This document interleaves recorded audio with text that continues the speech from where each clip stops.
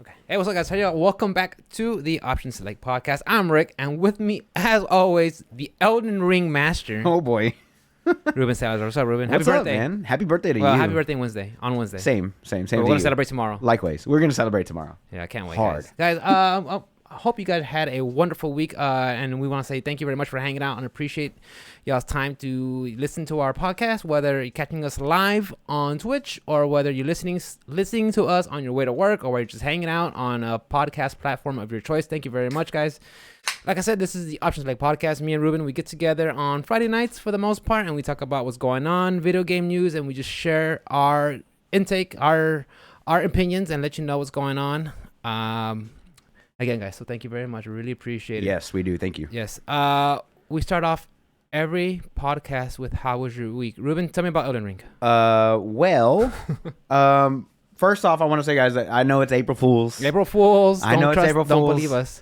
But we're not gonna bring any. We're not gonna bring any false Or are we? fake news. NFTs of the OS selection, OS podcast.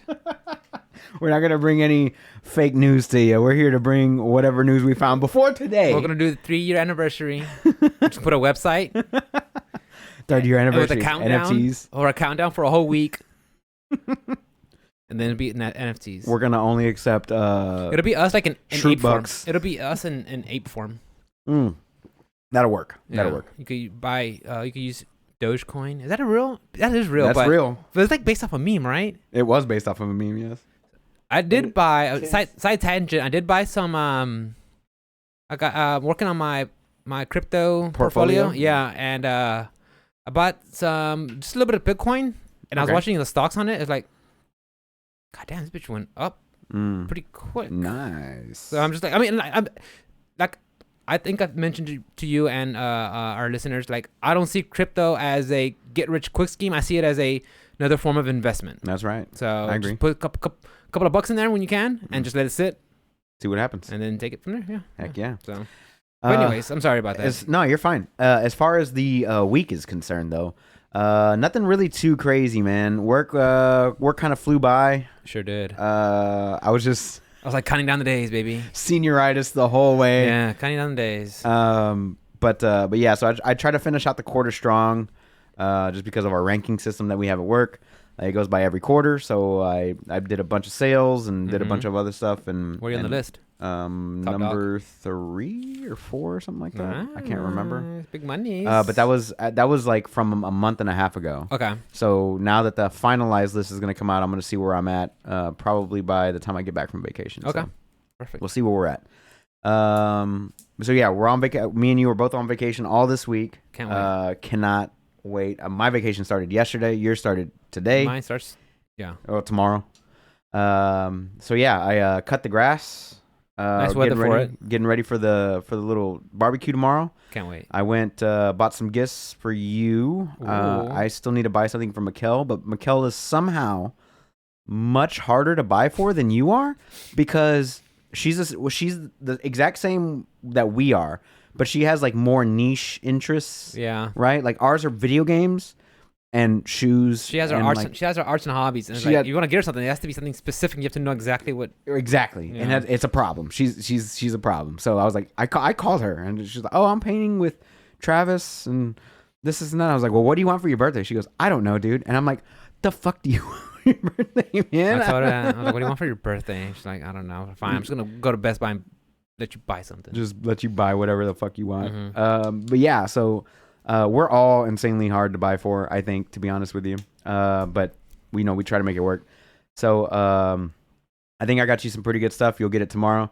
But so I got you some gifts, and then while I was out doing that, I also bought some meat for the barbecue. So I got 5 pounds of fajitas, 3 pounds of tablitas, a package of sausage, hot dogs, hamburgers, hamburger buns, hot dog buns.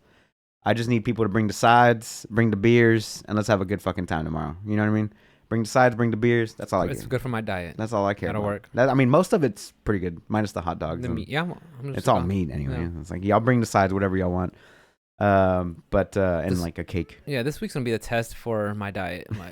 You'll be fine. I will. You'll be fine. I'll be all right. Yeah, it's not that hard to stick to it. So yeah, I did all that stuff today. Tomorrow, what do I got to do tomorrow?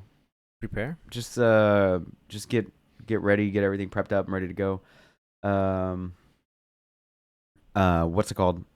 So other than like work, which was just counting down the days to get over with, now we have video games for what I was playing this week. So as far as gaming is concerned, I did complete Elden Ring. I remember you sent me a picture Saturday. Yeah, I completed it on the Steam Deck. Nice. That was an interesting experience, to say the least. Yeah. It was very fun. The Steam Deck handles it surprisingly well. They also do something completely different on the Steam Deck than they do on Windows platforms, which is they do a shader cache. Okay. So there is no stuttering whatsoever on the Switch. I mean, on the Switch. Steam Deck. There's no stuttering at all on the Steam Deck, period. Of course, it's not running with that game. Okay. Specifically. But there is no stuttering, but there is not a high... There's trade-offs. It's not a high resolution or frame rate or whatever, but there's no stutters. But yeah, so I've been playing. I played through on that, and then me and Jacko had started a co-op, like a pure co-op playthrough, where we're just going full unga bunga. Why not? Just all strength weapons. I like that. You know, I got a big mace that's basically a giant. What's it called?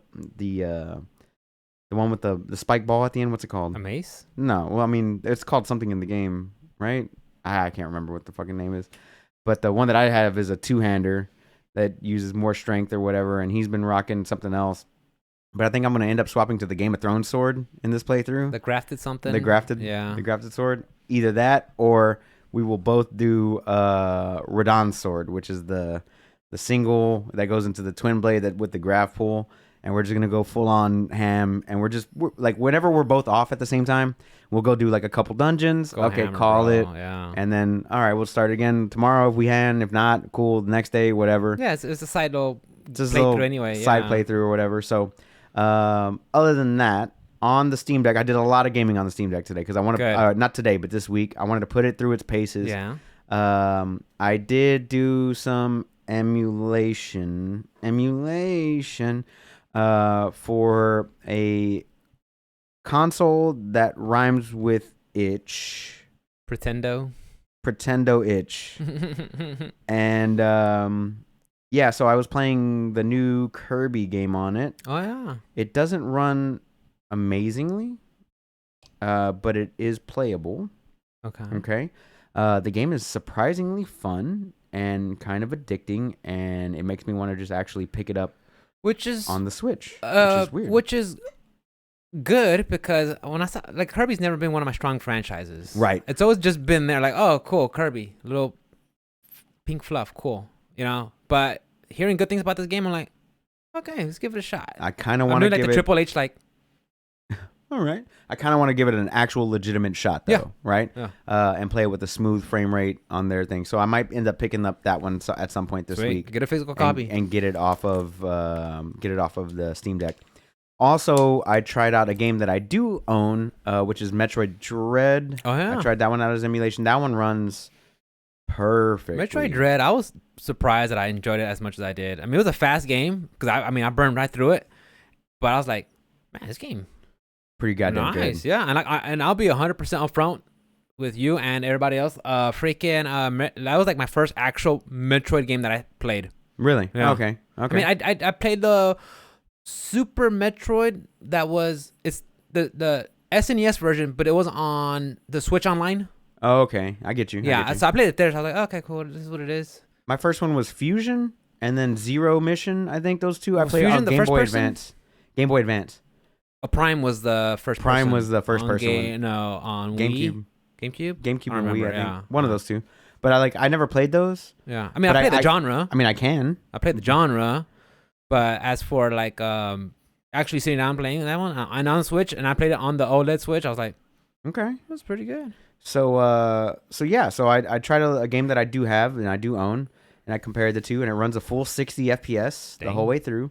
Very solid, very nice. And I have a few other emulators, but I haven't really gotten too deep into that just yet. They do have a thing called Emulation Deck, I believe, is the website emulationdeck.com or something like that.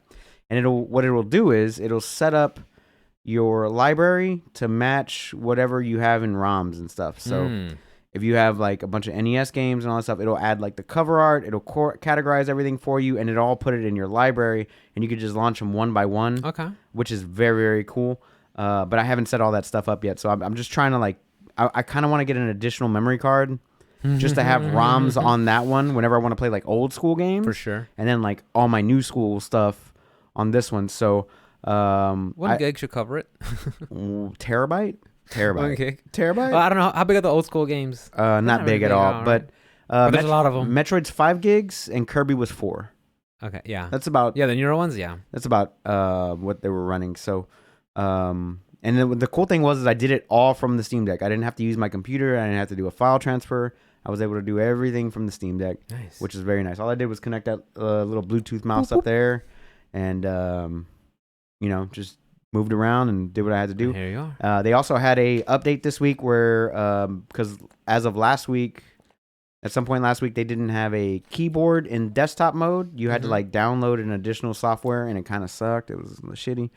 Or hook it up to a hub and have like an additional USB keyboard. But now they have an on-screen keyboard that you hit with a key press.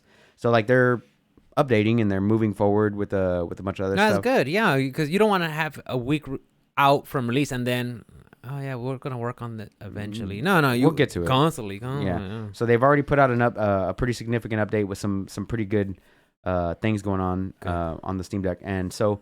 I did download Yakuza Like a Dragon. I fucking love that game, dude. It's pretty goddamn good, bro. I slept on it, and then I played it. I took a break, and I came back, and I was like, man, I'm glad I did, dude. That game's like it opened up my eyes to that freaking world of the Yakuza series because after playing that one, yes, the other Yakuza games are kind of like open world beat 'em ups. But I went ahead and purchased Yakuza 0 because I think it was like on sale for like $4.99.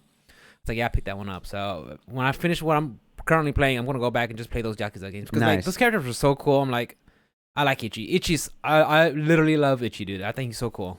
I like so I just got to the part where I can get like the business. I just got the business. But like I was... Ichiban Confections. So I was at the beginning of Chapter 5. And like literally I unplugged the deck. I came to the living room and I was like watching stuff in the background while I was gaming. And man, that game runs surprisingly smooth, and it looks surprisingly well on that little screen, and very comfortable to play for extended. Like at one point, I hit the little button to check what my battery life was. I was like, "Oh, I got 12 minutes left. Let me go plug this thing up. Let me go plug it up." And I didn't even realize it. That's one thing it does need. One thing it does need is hey, your battery's getting low. Beam beam, like the Switch. Your battery's getting low. Beam beam. You might want to go plug this shit up. That's one thing it does need. But I was able to. Lock it or, close it down, set it down, walk away, come back, power it back on. It's right back where I wanted it. Cool. Keep gaming.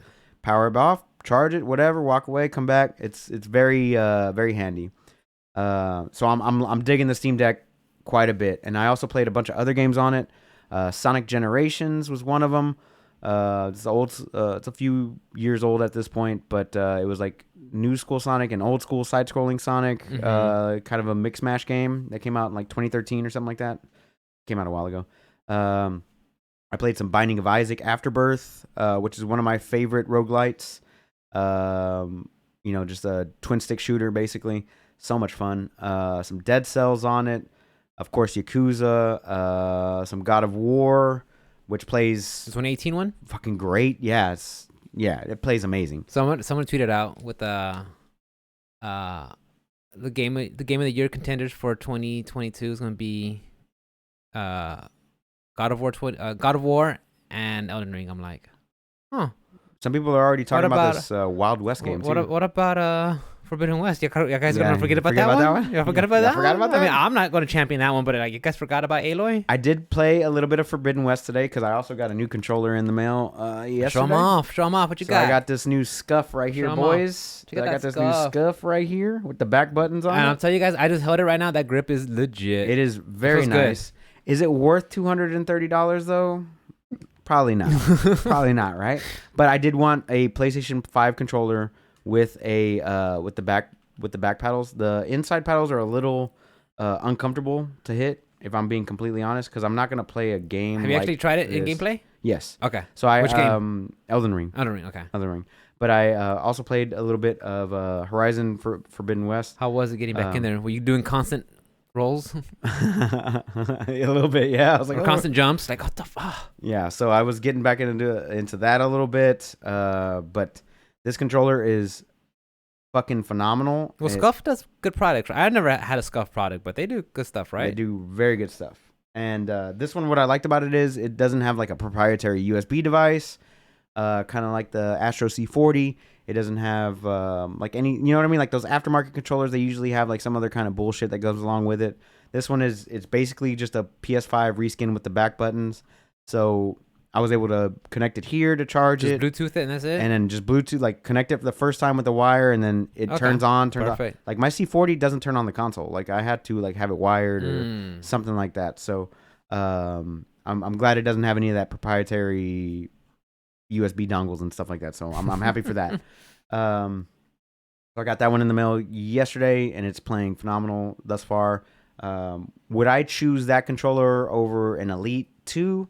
Probably not. What's the Elite 2? That's the Xbox one? That's the Xbox one, because both of the paddles on the back are way more comfortable to hit. Mm-hmm.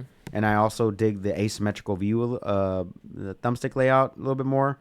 But whenever it comes to like a pretty like demanding twin stick, aim, look, move, whatever, and then you have to like roll with circle or something like that, I'm so used to it by now, like I have to have one. You know, it's weird because when I do my gaming on PC, I use an Xbox One controller, which I love 100%. But there's sometimes when I use it for fighting games, the D-pad's lower. So right. I'm not saying that's my OS where, you know, it's difficult, but I haven't tried it with an actual PlayStation because my go-to controller is an Xbox One controller. I love it, you know. It's like because a lot of times for my movement, I'm using that left stick that's right here upper. Mm-hmm. But for fighting games, when I play it, I use a D-pad. Right. So I want to experiment using a PlayStation, either DualSense or the 4 or 5 controller to play it, because like I said, I stick with one, and it depends on which fighting game I'm playing, because some fighting games I'll play stick, some fighting games I'll play on pad, so it just varies on what I'm doing. But that's something I need to experiment using a PlayStation pad. Yeah, for sure, because that's a little bit more. Yeah, they're more in line here instead of having to shift down there. Yeah, I agree with that. So, did a little bit of that. What else did I play? So, Binding of Isaac, God of War, Forbidden West, Yakuza, Sonic Generations, Elden Ring. Like I was kind of hopping all over the place, trying to like test out the Steam Deck as much as I can. Uh-huh. And I'm getting on average around 3 to 4 hours of battery life, depending on the game. And the settings and graphics and brightness. Right. So Elden Ring is about 3 to 3.5 hours. Yakuza has been about 3.5 hours. Something like Binding of Isaac, where it isn't too graphically intensive, is like 5 hours. So it's about on par. And like and it was comfortable the entire time. Like my hands didn't hurt like it does on the Switch, where I'm kind of like, I don't know. Sometimes I kind of have to like manipulate it. Like manipulate it a certain way. The screen's big enough, and you know, with Bluetooth headphones right out of the box, very nice. That we didn't have to wait like 4 years to get Bluetooth headsets. You know, at first I can lay in bed and just. You know, at first I thought I was like, Bluetooth would be great. Now I don't have to disturb Mikkel. But then I realized I don't care. I just put the volumes there and like turn it up. Yeah, turn that bitch up. I don't care. Turn my headphones up. Yeah. Where's my snare? Yeah. Wake your ass up. Yeah. I'm up. You're up. Yeah. Because fucking Phoebe wakes me up every morning. I'm on vacation all week, right? She's not. 7:30. She's not. 7:30 on the dot. On the dot. Every morning. Yeah. Doesn't matter. Seems all right. So yeah. So yeah. All the gaming this week, man. What'd you watch? So I did also download on the Steam Deck Phantom Pain, Metal Gear Solid 5, because I have never actually completed it. You ever play it? I've never actually completed it. Okay, I'm just asking because sometimes you'll say because technically you've never played it, you can't complete it. I've never completed it. I've played it before. What about Ground Zeroes? Ground Zeroes I've never played. Okay, but like for 5 minutes. That was actually a good one. It's a good game. I mean, of course, it's something like it. I think when it was for sale, Kojima or Konami had a price like at $30 because it's a really short game, but you could go back and do a lot of it, and you could see a lot of what you see in Phantom Pains is what you saw in Ground Zeroes. Right. And actually, in retrospect, in my mind's eye, like, oh yeah, I remember enjoying that. It was good. I gotta pick that one up too. Yeah, I got a physical copy, so maybe I'll bring it by one day. Yeah. So I did download Metal Gear Solid 5 for the Steam Deck to try that out, and a few other games like that I've never completed before because I'm gonna complete them on the deck, which is like Shadow of Mordor. Yeah. Those types of games. Yeah. Not Dishonored. Shadow of Mordor was surprisingly a good game. What was that? The one with the whale punk. Dishonored. It's Dishonored, right? I think so. Yeah. Okay. So Whale I got punk. that one. Steampunk one. Steam whale punk. Well, steampunk. What's whale punk? Because they use the whale oil as their fuel. It's not steam. But yeah. So the whale punk game, Dishonored, put that one on there as well, just to kind of like test out the waters on a bunch of different fronts. So looking forward to getting a little bit more testing in with the Steam Deck. Now, as far as like media. Did you watch Moon Knight? No, because me and Alice are gonna watch it on Sunday. Okay, I heard Miguel said that she was talking to Travis about it. She said that we should watch it, and I'll watch it. I mean, I hate Disney, but I'll watch it. Fair enough. So I don't care. Call me a hypocrite. I don't give a shit. So I watched Deadpool. I rewatched Deadpool because I just wanted to see something funny. Why not? It's One or two? One. And I'm gonna do two at some point. You should have worn your brown pants. You should have worn your back. He's got the right idea. that's too good of a movie. I like. So why aren't they doing more of this? Grab a C roster character, go rated R, go off the wall. Off the wall, dude. I mean, I think that's why Peacemaker resonated so well with me. Yeah. Because who even if he does stupid shit, who cares? It was basically Deadpool, but in a series. Yeah. Yeah, I love it. I was like, yeah, that was so good. Yeah, do it. Go. For do sure. it. I saw Midnight Mass, which was a recommendation from Morris. Yeah, it's based off a Stephen King book. Is it? Yeah, Midnight Mass. That's the one where they're like on an island. Yes. Yeah. I didn't know it was based off of that book. And a tsunami hits or storm's about to hit or something like that. Something like that, yeah. Yeah. I remember watching a couple of episodes back in October. Cause me and Mikkel were just it's like a Saturday night, and we saw something that was running in the background, but it's like we didn't like really catch it. But I did hear a lot of good things about it. It was pretty good. Yeah. I did enjoy it. Now that you mentioned Stephen King, it does seem a little Stephen King-esque. But it did resonate with me pretty well. I was like, okay, Good. pretty good Okay. series. It was short, I think 7-8 episodes. Perfect. 45 minutes each, not too bad. The narrative was good. The acting was well done, and I enjoyed it very much. So thank you, Morris, for that. Yeah, there was one that was on. I want to say it was a Sci-Fi channel. I think it was a couple years back. It's called The Mist. It was also a Stephen King, and that one I actually enjoyed that one. Like I remember seeing the movie, and of course the movie, they kind of condense. But I enjoyed that movie, and then watching the series, I was like, man, this is pretty good. Yeah, it's pretty good. I could tell Stephen King fucking just. Hell yeah. So I also checked out before you got here, I was watching the Chainsaw Massacre, the Texas Chainsaw Massacre. The 2021 one. There's 2021.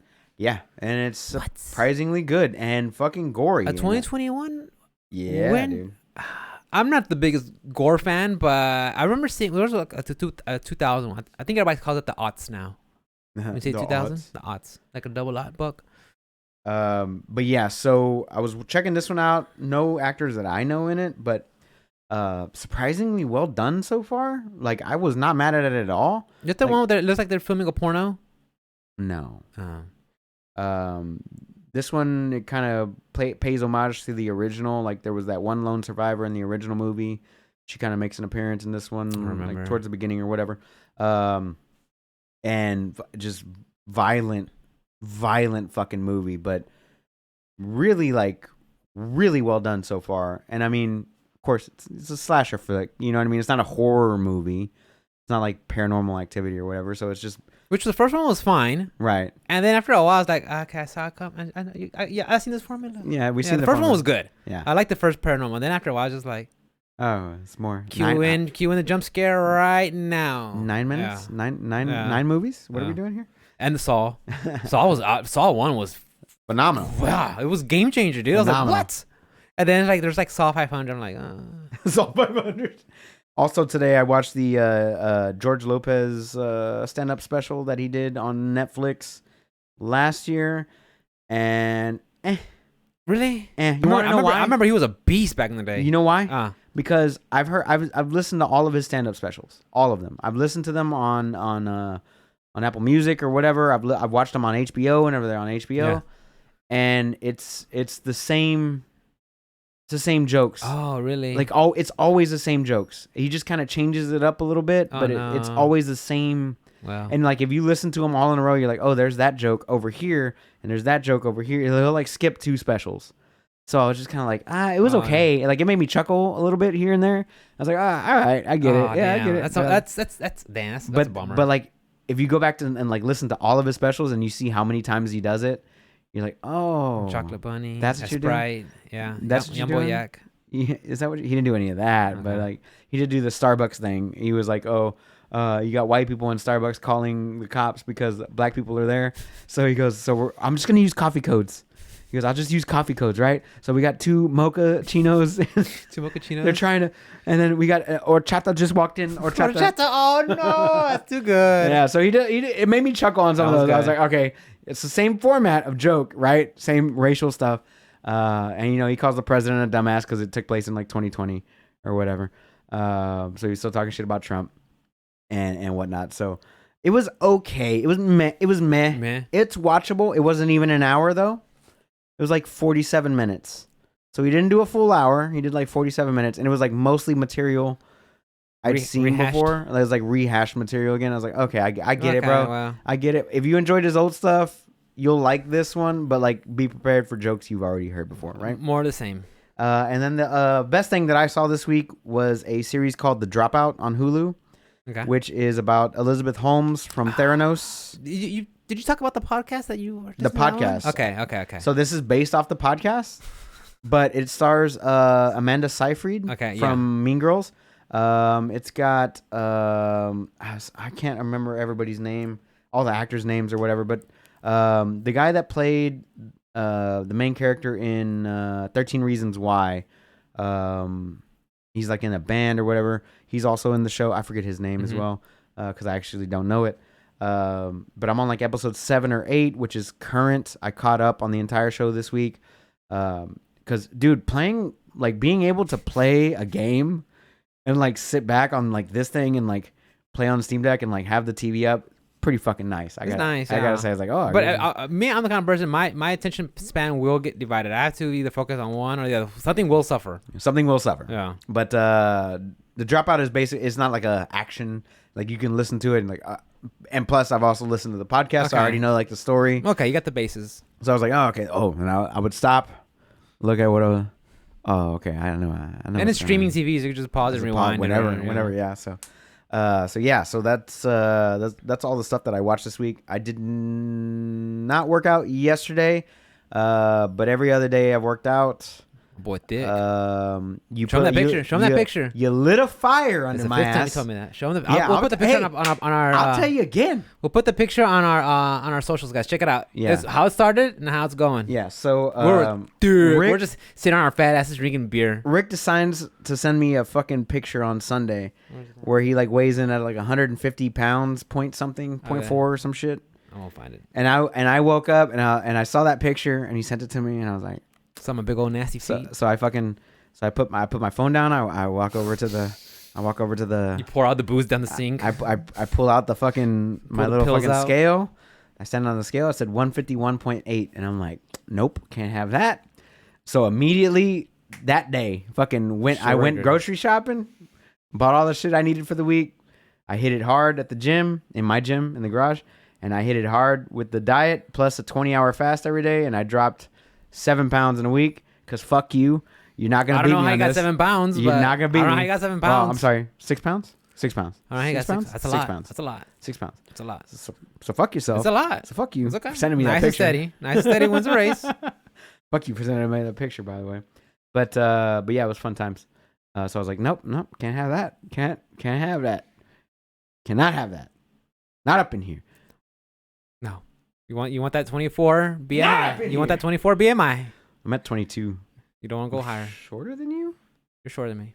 Yeah. There's no question about it. I think so. So I'm at like 22.2 on my BMI. But I gotta actually check. I just looked at a graph that says weight, height, whatever. I gotta physically have to get in there. I got my doctor's appointments next week. I literally have a whole list of questions I'm gonna ask him, dude. You got a whole list of questions you're gonna ask the doc? Yeah. Okay. My physician. Let me know what you get on the testosterone replacement. And I'll tell you guys. I'll share with you guys. I got nothing. Back sprain, diet, vitamins, TRT, target weight, blood work, BMI with calipers, just like all sorts of stuff. What is your target weight for yourself? I don't know. What is it? Though? I'm just going. Me personally, I'm going until it goes no more. I'm still healthy. I'm still eating. I'm still exercising. I'm still functioning. Right. So I mean, I feel good. So to me, I'm just waiting for my body to say, okay, this is chill. Because the lowest I ever got was 135 or 132 or some shit like that. Yeah.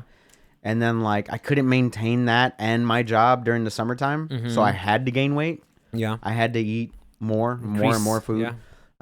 And I feel like 140 to 145 is kind of where I want to be. I don't want to be any lower than that. Yeah, I still have the same size pants and all that stuff, even with being at those weights or whatever. So I was just kind of like, I think 140, 145. Well, whatever feels happy for you. Right where I need to be. Where you can still feel hydrated, and I feel strong, and I feel able to do what I need to do at 100%. Work. It's the most 100% important thing. So, so yeah, that's where I hit the goal weight, and I kind of just gonna maintain in that little area from now. I don't think I want to drop. If I see it dropping below 140, I'm gonna increase the calories, the caloric or whatever it needs to. Yeah, just eat some candy or something. Because like I'll gain it like fucking. I know that's my problem. I'm so easy, and it's funny. I have some customers who tell me like, man, I tried so hard to gain weight. I was trying to eat 3,000 calories a day, go for 200 grams of protein every day. Jesus Christ! I was like, that's a lot. Yeah, that's a lot. And you see, but that's their problem because they can't make weight. I can't reduce my weight, or they can't gain weight, and I can't. It's difficult for me to lose. I mean, and I find it so weird, like. That's your problem, right? You can't I wish I had that problem. Weight? I wish I had that. But it's always green on the other side because different. I mean, of course, different people have different perspective and different body types and weights and goals. So yeah, I was like, man, okay. So yeah, we hit it hard in the gym this week. You lit a fire under my ass. I appreciate that. We did swing some kettlebells, some ropes, some cardio. All iron, baby. I was swinging all the barbells, all the dumbbells. Nice. So yeah. There's that. Tomorrow we got the birthday party for the family. Sunday, jack shit.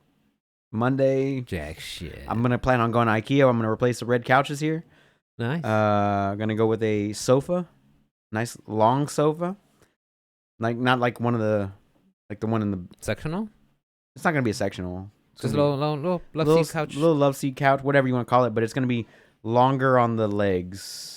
So it'll come to like the calf. So we sit back and relax type shit. Nice relax room. Nice relax couch. So it's going to be pretty chill. I got to go to Home Depot so I can get somebody to come out here to give me an estimate on the tile. Because I've gotten 2 estimates so far. And I'm working on a third. I want to see where everything averages out. Okay. Good. Good. Smart man. So I can get that done.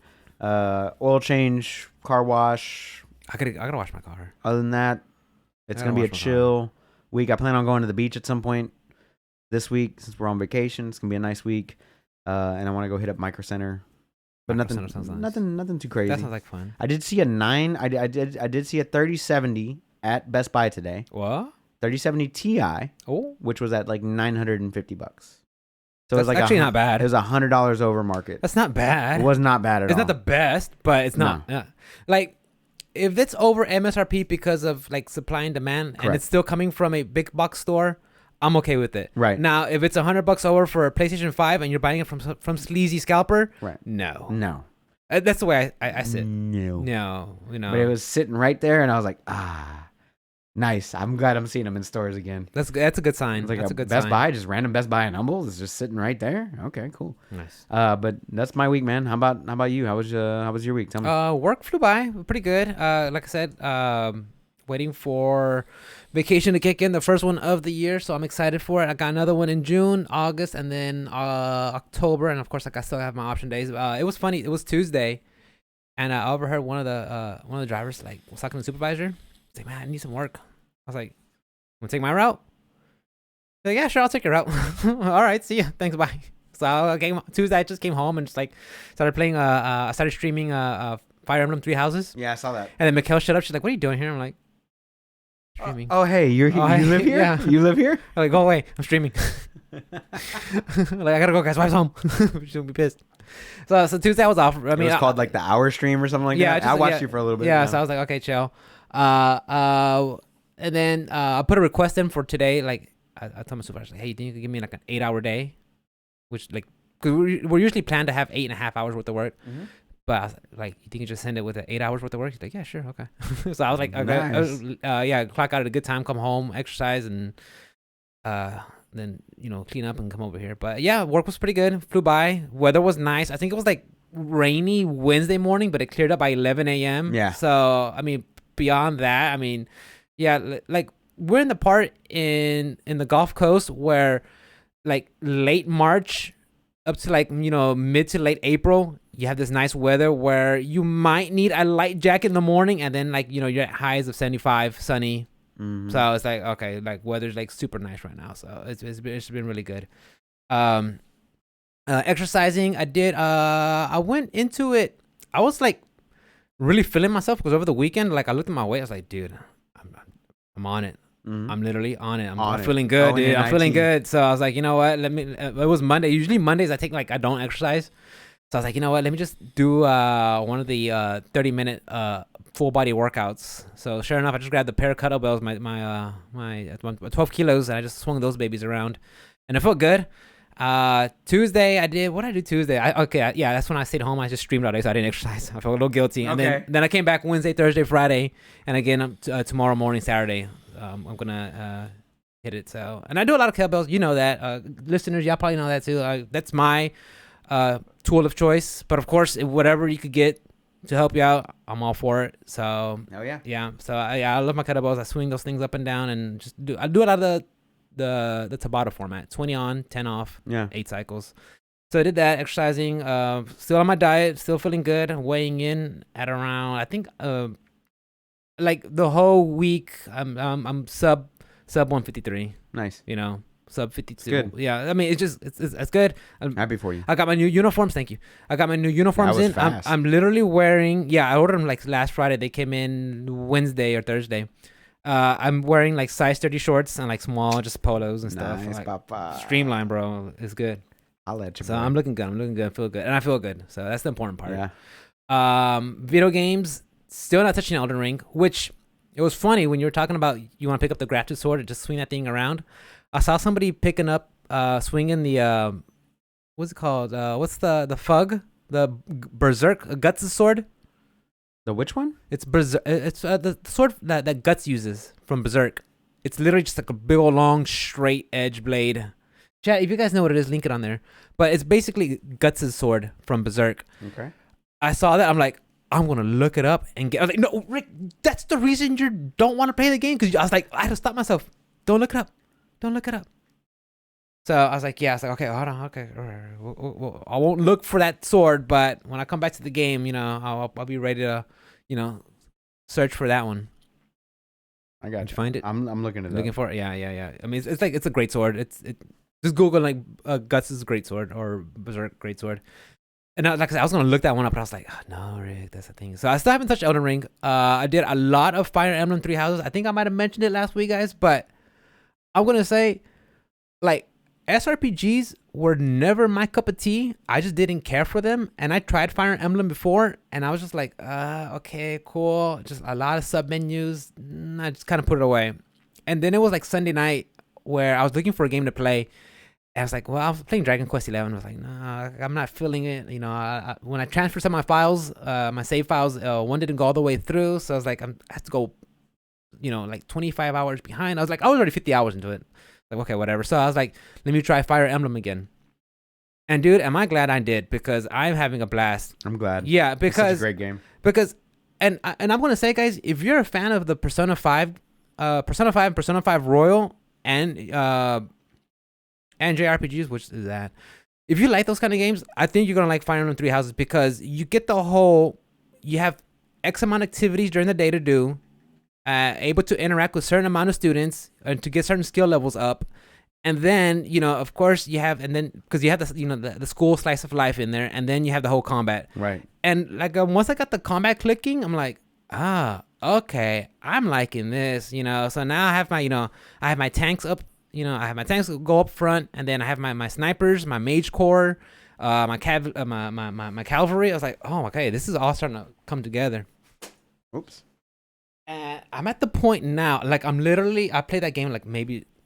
When did I start?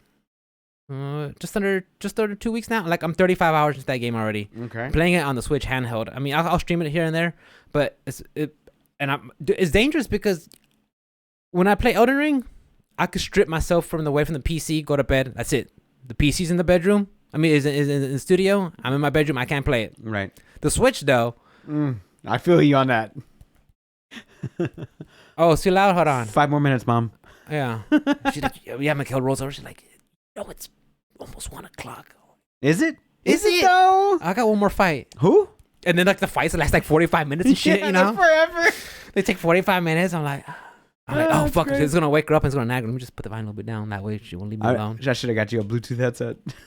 No, the thing is, I have my AirPods. Oh yeah. And they're literally right there. I'm like, nah, I don't care. I see Mikhail, I see my AirPods. I'm like, fuck it. I just put the volume a little bit down, like boop boop boop boop boop, and it gets quiet, and then they start talking again. I'm like, boop boop boop boop boop boop. They start talking. Yeah, and then the combat starts and it gets loud. Like fuck, should I put the volume down? Because you know how the combat gets really loud sometimes. Like they start charging. Like. But I'm liking Fire Emblem Three Houses, dude, and because of that, like I want to start playing more SRPGs. So I want to try out. Wasn't there one that just came out? Yeah, Triangle Strategy. That one just came out, and then when we saw the, is it on Switch? I know the demo's on Switch. I think it is. I don't know if you can get a physical copy. I prefer physical copies. I couldn't find one earlier today. But it could be maybe just DL Triangle only. Strategy? Yeah, Triangle Strategy from Square Enix and Team Arano, I think. So Triangle Strategy just came out, and which is funny because I didn't hear any marketing from Square Enix at all. Nothing. No commercials, no ads, nothing on Triangle Strategy. It's got a pretty high rating right which now. is weird. It's like, you guys want to put some games out in the handheld in the Switch market, but y'all don't want to advertise it. Like that's odd. Of course, I don't do advertisement for Square Enix, so I don't know. I mean, like I said, I didn't hear anything for it. Is it only on Switch? Maybe try Steam. Could be on Steam. Oh. And then so I want to play that one. And then my boy Bruce, he told me about one called Troubleshooter Abandoned Children. That's another SRPG. He said that one's a little bit more complex, so maybe wait off on that one. And then the ones that we heard from the Sony State of Play maybe 2-3 weeks ago from Square Enix, the Dio Field Chronicles. I kind of want to try that one out also. That was the one that I said that I really liked from the Nintendo Switch thing a couple weeks ago, right? Was the Nintendo Switch one? Or was it PlayStation? I think it was a PlayStation. PlayStation State of Play. State of Play, yeah. It was like an SRPG one, yeah. That's the one I want. When does that one come out? I have no idea. What was it called again? I'm the sorry. Dio Field Chronicles. Yeah. That was their Japanese State of Play where they talked about Tokyo Ghostwire. I saw reviews on that one. Performance. They're like, it's okay. Well, that's kind of disappointing. I heard so much about this game just to find out that it's okay. Well, maybe once I play it, it'll be better. But so yeah, a lot of and I played Street Fighter Thursday night. Really, dude? Yeah. So okay, 100% guys, 100%. I want to tell y'all. So when I talked about that last week, when I talked about the Street Fighter update, patch notes already out, I was duped. I saw a retweet and I thought that was it, but it was actually patch notes from several seasons ago. So I'm gonna eat crow. Okay. Because I didn't do my due diligence. I just saw it. I was like, oh, patch notes update, sweet. I just talked about it. I didn't do my due diligence and follow up and make sure it was legit. But the patch notes did come out. I think it was Sunday night, Monday night. Okay. And the game came out, and I saw Akali just straight across, boss across the board, dude. I read his notes. They're like, yeah, we feel Akali isn't getting played at all, and he lacks in the mid range and has difficulty getting in. And we make the game tools to help with that where he's weak. and made a lot of combos. A lot of some of his guiding disc, the one he charges across the screen, we gave it a quicker startup screen, made it a lot better. Right. A lot more things you could combo off of. I'm like, dude, okay, awesome. I'm in. Yeah, I was like, okay. And the thing is, it was so bad because everybody jokes about Nakali being so like, somebody's like, oh, I see it, I'm up against a Nakali. That's the most stress-free like matchup I find, because they're just not scared of him. I was like, damn, nobody and everybody's like, yeah, he's just a wasted slot. Nobody's there. Ouch. And like, it's like me and like, who's the other Phenom player? Me and Machobo? Me and Phenom? I think we're like the only last 3 Nakali players. The last of the Nakalis. You and these two and very Phenom, yeah, it's me, Phenom, and Machobo. People? Yeah, it's just us 3. We're the last of the Nakalis. Oh. And Sherry Genix, I think she still plays. Them. We're the last of the Nakalis. It's a tribe. Got it. Yeah. Yeah, y'all are friends? Y'all talk online? Oh, yeah, we got a Discord and everything. Yeah. Just Nakali players. RIP. Oh, just 4 of us. No, I'm kidding, guys. But I mean, Nakali, like, he's in there. He's a beast, bro. So I was like, okay. And honestly, another character I do want to play is maybe Cody. He looks fucking badass. I see Shine playing him. I'm just like, god damn. I mean, Shine's really good, but I see him play Cody. I'm like, I kind of want to get back in on that. I don't want to play him. But yeah, I played Thursday night. Did some matches. Did some online matches. I went against a Ryu, a Jerry, the same Ryu, another Ryu. I'm like, okay. Ryu's really popular. What was your win ratio? Win, loss. Okay. Yeah. So not bad. Yeah, not bad. Were you in silver or gold? Yeah, I was at high silver and I went to gold. Okay, I was just bouncing around there. Nice. Yeah. And the thing is, learning after playing King of Fighters and learning how to just do like, because King of Fighters is all about the manipulation and doing cancels in that game. It really emphasizes that. If you could get those down, you can get really far in that game. And sure enough, it really playing King of Fighters for a couple of weeks, picking up those mechanics and skill sets from that game, transferred over to Street Fighter, where I'm just like DP and then cancel it instantly into a freaking CA. So I'm like, okay, it's picking up just the mechanics, the skills, you know, like just. Even though I wasn't playing Street Fighter, I was still playing a fighting game, and it still carried over, you know, 1 for 1. So that felt good. And then I did a couple of first to 5 matches with my boy Ninja Panic. I played against his Laura and against his Akira, and then back to his Laura. And I mean, it was just fun. I had a good time. So yeah, going back to Street Fighter. Shouts out to Ninja Panic. Ninja Panic, my boy GDB. Yeah, because I went up against a boxer. He's like, all right, like boxer, just keep pressuring him. When he wakes up, keep pressuring him. He's a turtle. If he's on his back, keep him on his back. And sure enough, that's how you beat a boxer. So yeah, I mean, it felt good. Trying out the new buffs. I'm like, okay, I'm digging it. I'm trying out the new V trigger, not the new V trigger, but the different V trigger. So yeah, going back to Street Fighter was a blast. And I kind of want to play it Saturday night, but I know we have a party. But I'll just wait during the week. You know, I'll just stream it some more. But I can't wait. Put it on over here if you want. I can't. We wouldn't be socializing. We can. We're socialized. I mean, I can stream it to the TV right there. We'll see. We'll see. We'll figure it out. But yeah, I had a blast just playing Street Fighter. Like, oh, and of course, we could just do Steam Deck. And of course, I went after the update and everything. I went to we got a store, online shop. The training. No. The training suits. You know how they said they had colors for the training suits? Okay. You had to purchase all of them. Oh. I mean, you could purchase them with fight money, but I was like, nickel and diming you. That's all they're doing. I knew it. They're getting you. I knew it, Capcom. It's like, but you know, I didn't purchase anything, but still. But does your character play any different? Yeah, those updates, those buffs. No, 100%. With the cosmetics.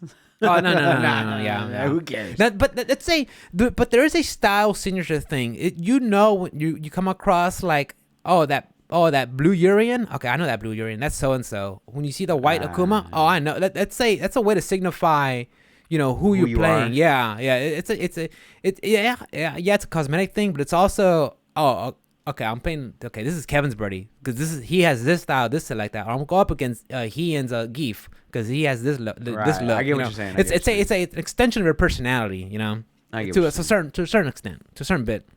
So yeah, playing that Street Fighter and I was playing King of Fighters last Saturday. I was streaming it last Saturday, and I was hanging out with my boy Viet, and we're playing some matches. And what I've noticed was, what I took for granted with Street Fighter was, even though their CFN isn't the greatest, it has some features on there that I miss in other fighting games, because CFN, that's their Capcom Fighters Network, that's in Street Fighter. Mm-hmm.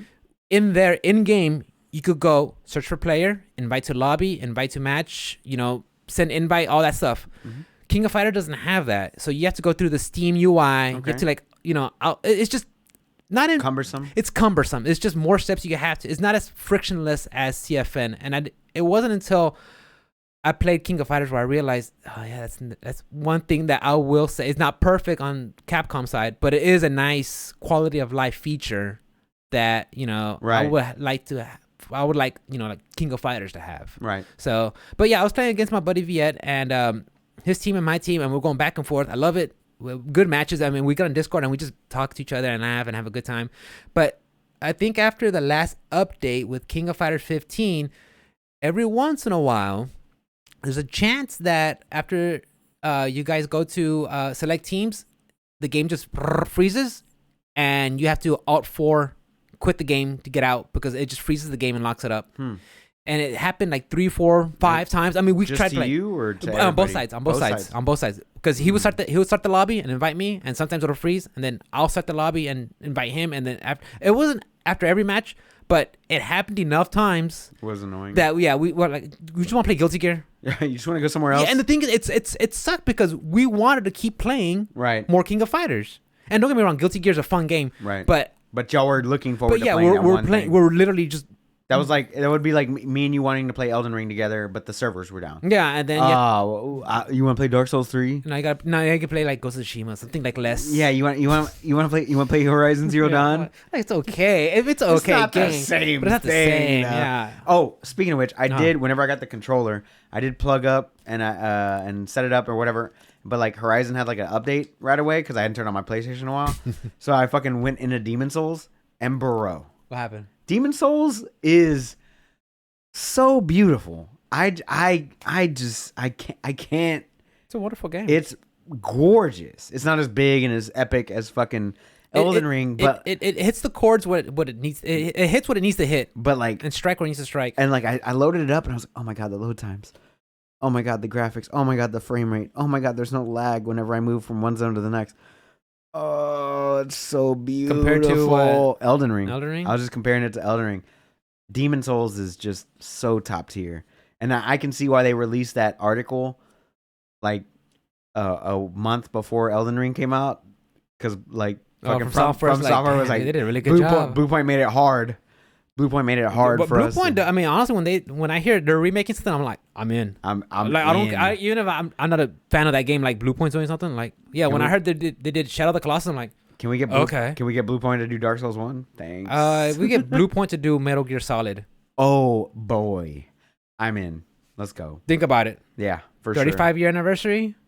not some scammy April Fool's NFT. NFTs, bro. But actual Metal Gear. But actual Metal Gear. Think about it, dude. That'd be dope. You see the Hind D taking off of Shadow Moses. Oh, it'd be so nice. And it's actually Master Miller. Don't quit. Don't not like this, Rick. Don't give me hope. Don't give me hope. Don't give me hope. Not like this, Rick. Yeah. But playing King of Fighters, it was fun, but just that I hope SNK goes back and uses their Saudi blood money to go fix it. Well, the Saudis do own a small percentage of it. I know. I know. It's a good political. You contributed. Guys. Yeah. Sorry, guys. But yeah. But so we did play some Guilty Gear. I didn't test out Testament. I didn't play Testament. The new character, right? Yeah, that's a new character that came out Monday for early access. I think it was released Tuesday. I saw Sajam playing with him. I don't know what her. Yeah, I don't care. It's a robot. It doesn't exist. So I saw Sajam playing with him. Looked pretty cool. If I purchase a character, it might be that one. Just because it looks pretty cool. I mean, I'm kind of not free, right? I'm kind of no. If you have if you bought the DLC package, I thought it was just free in general. No. King of Fighters will have a free character. It's gonna be Rugal, but that's gonna be on the 14th. So. Oh, okay. I'm getting my games mixed up. I apologize. But I saw Testament. I was like, man, it looks pretty cool. I'm something of an edgelord myself. So something of an edgelord. I'm sorry, wearing goth makeup. So yeah. What else did I do? As for watching TV, I caught up on Attack on Titan. I think I'm like one episode behind. No spoilers, guys. And I'm near the end. Is it like the end? Are they done? Yeah. Well, they did that whole gimmicky season 4 point half, and then waited a year, and then here's a second half. Oh, they did the Walking Dead. Yeah, but this is like the actual final. According, supposedly, this is the last Allegedly. half. Yeah, because this is like Walking Dead, like on the third half already. There's only 2 halves to a thing. But yeah, I get what you're saying. I get it. I know what they did there. They let it off with this first half, and they're like, "Y'all on part 3 now." What the fuck? Yeah. Well, I'm glad you caught on to the math. There's only 2 halves to one. 80% of the time, it works 100% of the time. It works every time. So Fucking this is supposed to be the last season, and I'm enjoying it. Yeah, and Ever. Unless you do some spin-offs, but I don't know. But yeah, I mean that's my anime of choice. Funimation? I'm watching it on Funimation, yeah. Funimation.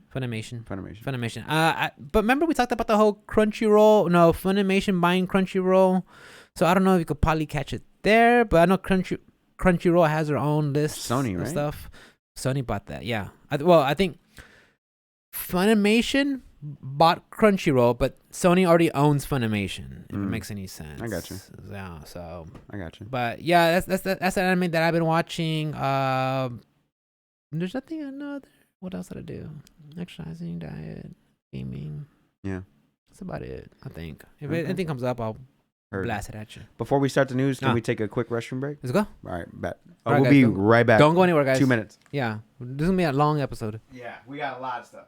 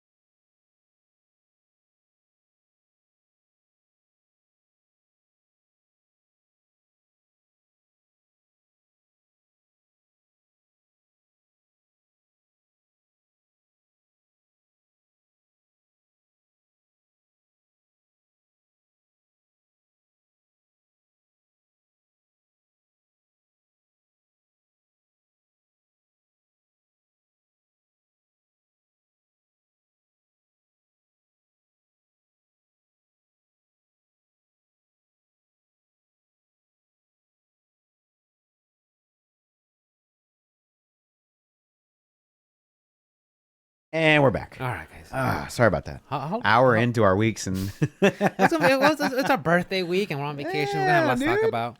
Okay, so we got gaming news. Oh, but I forgot to say, well. I did pick up. I was talking to my boy Bruce.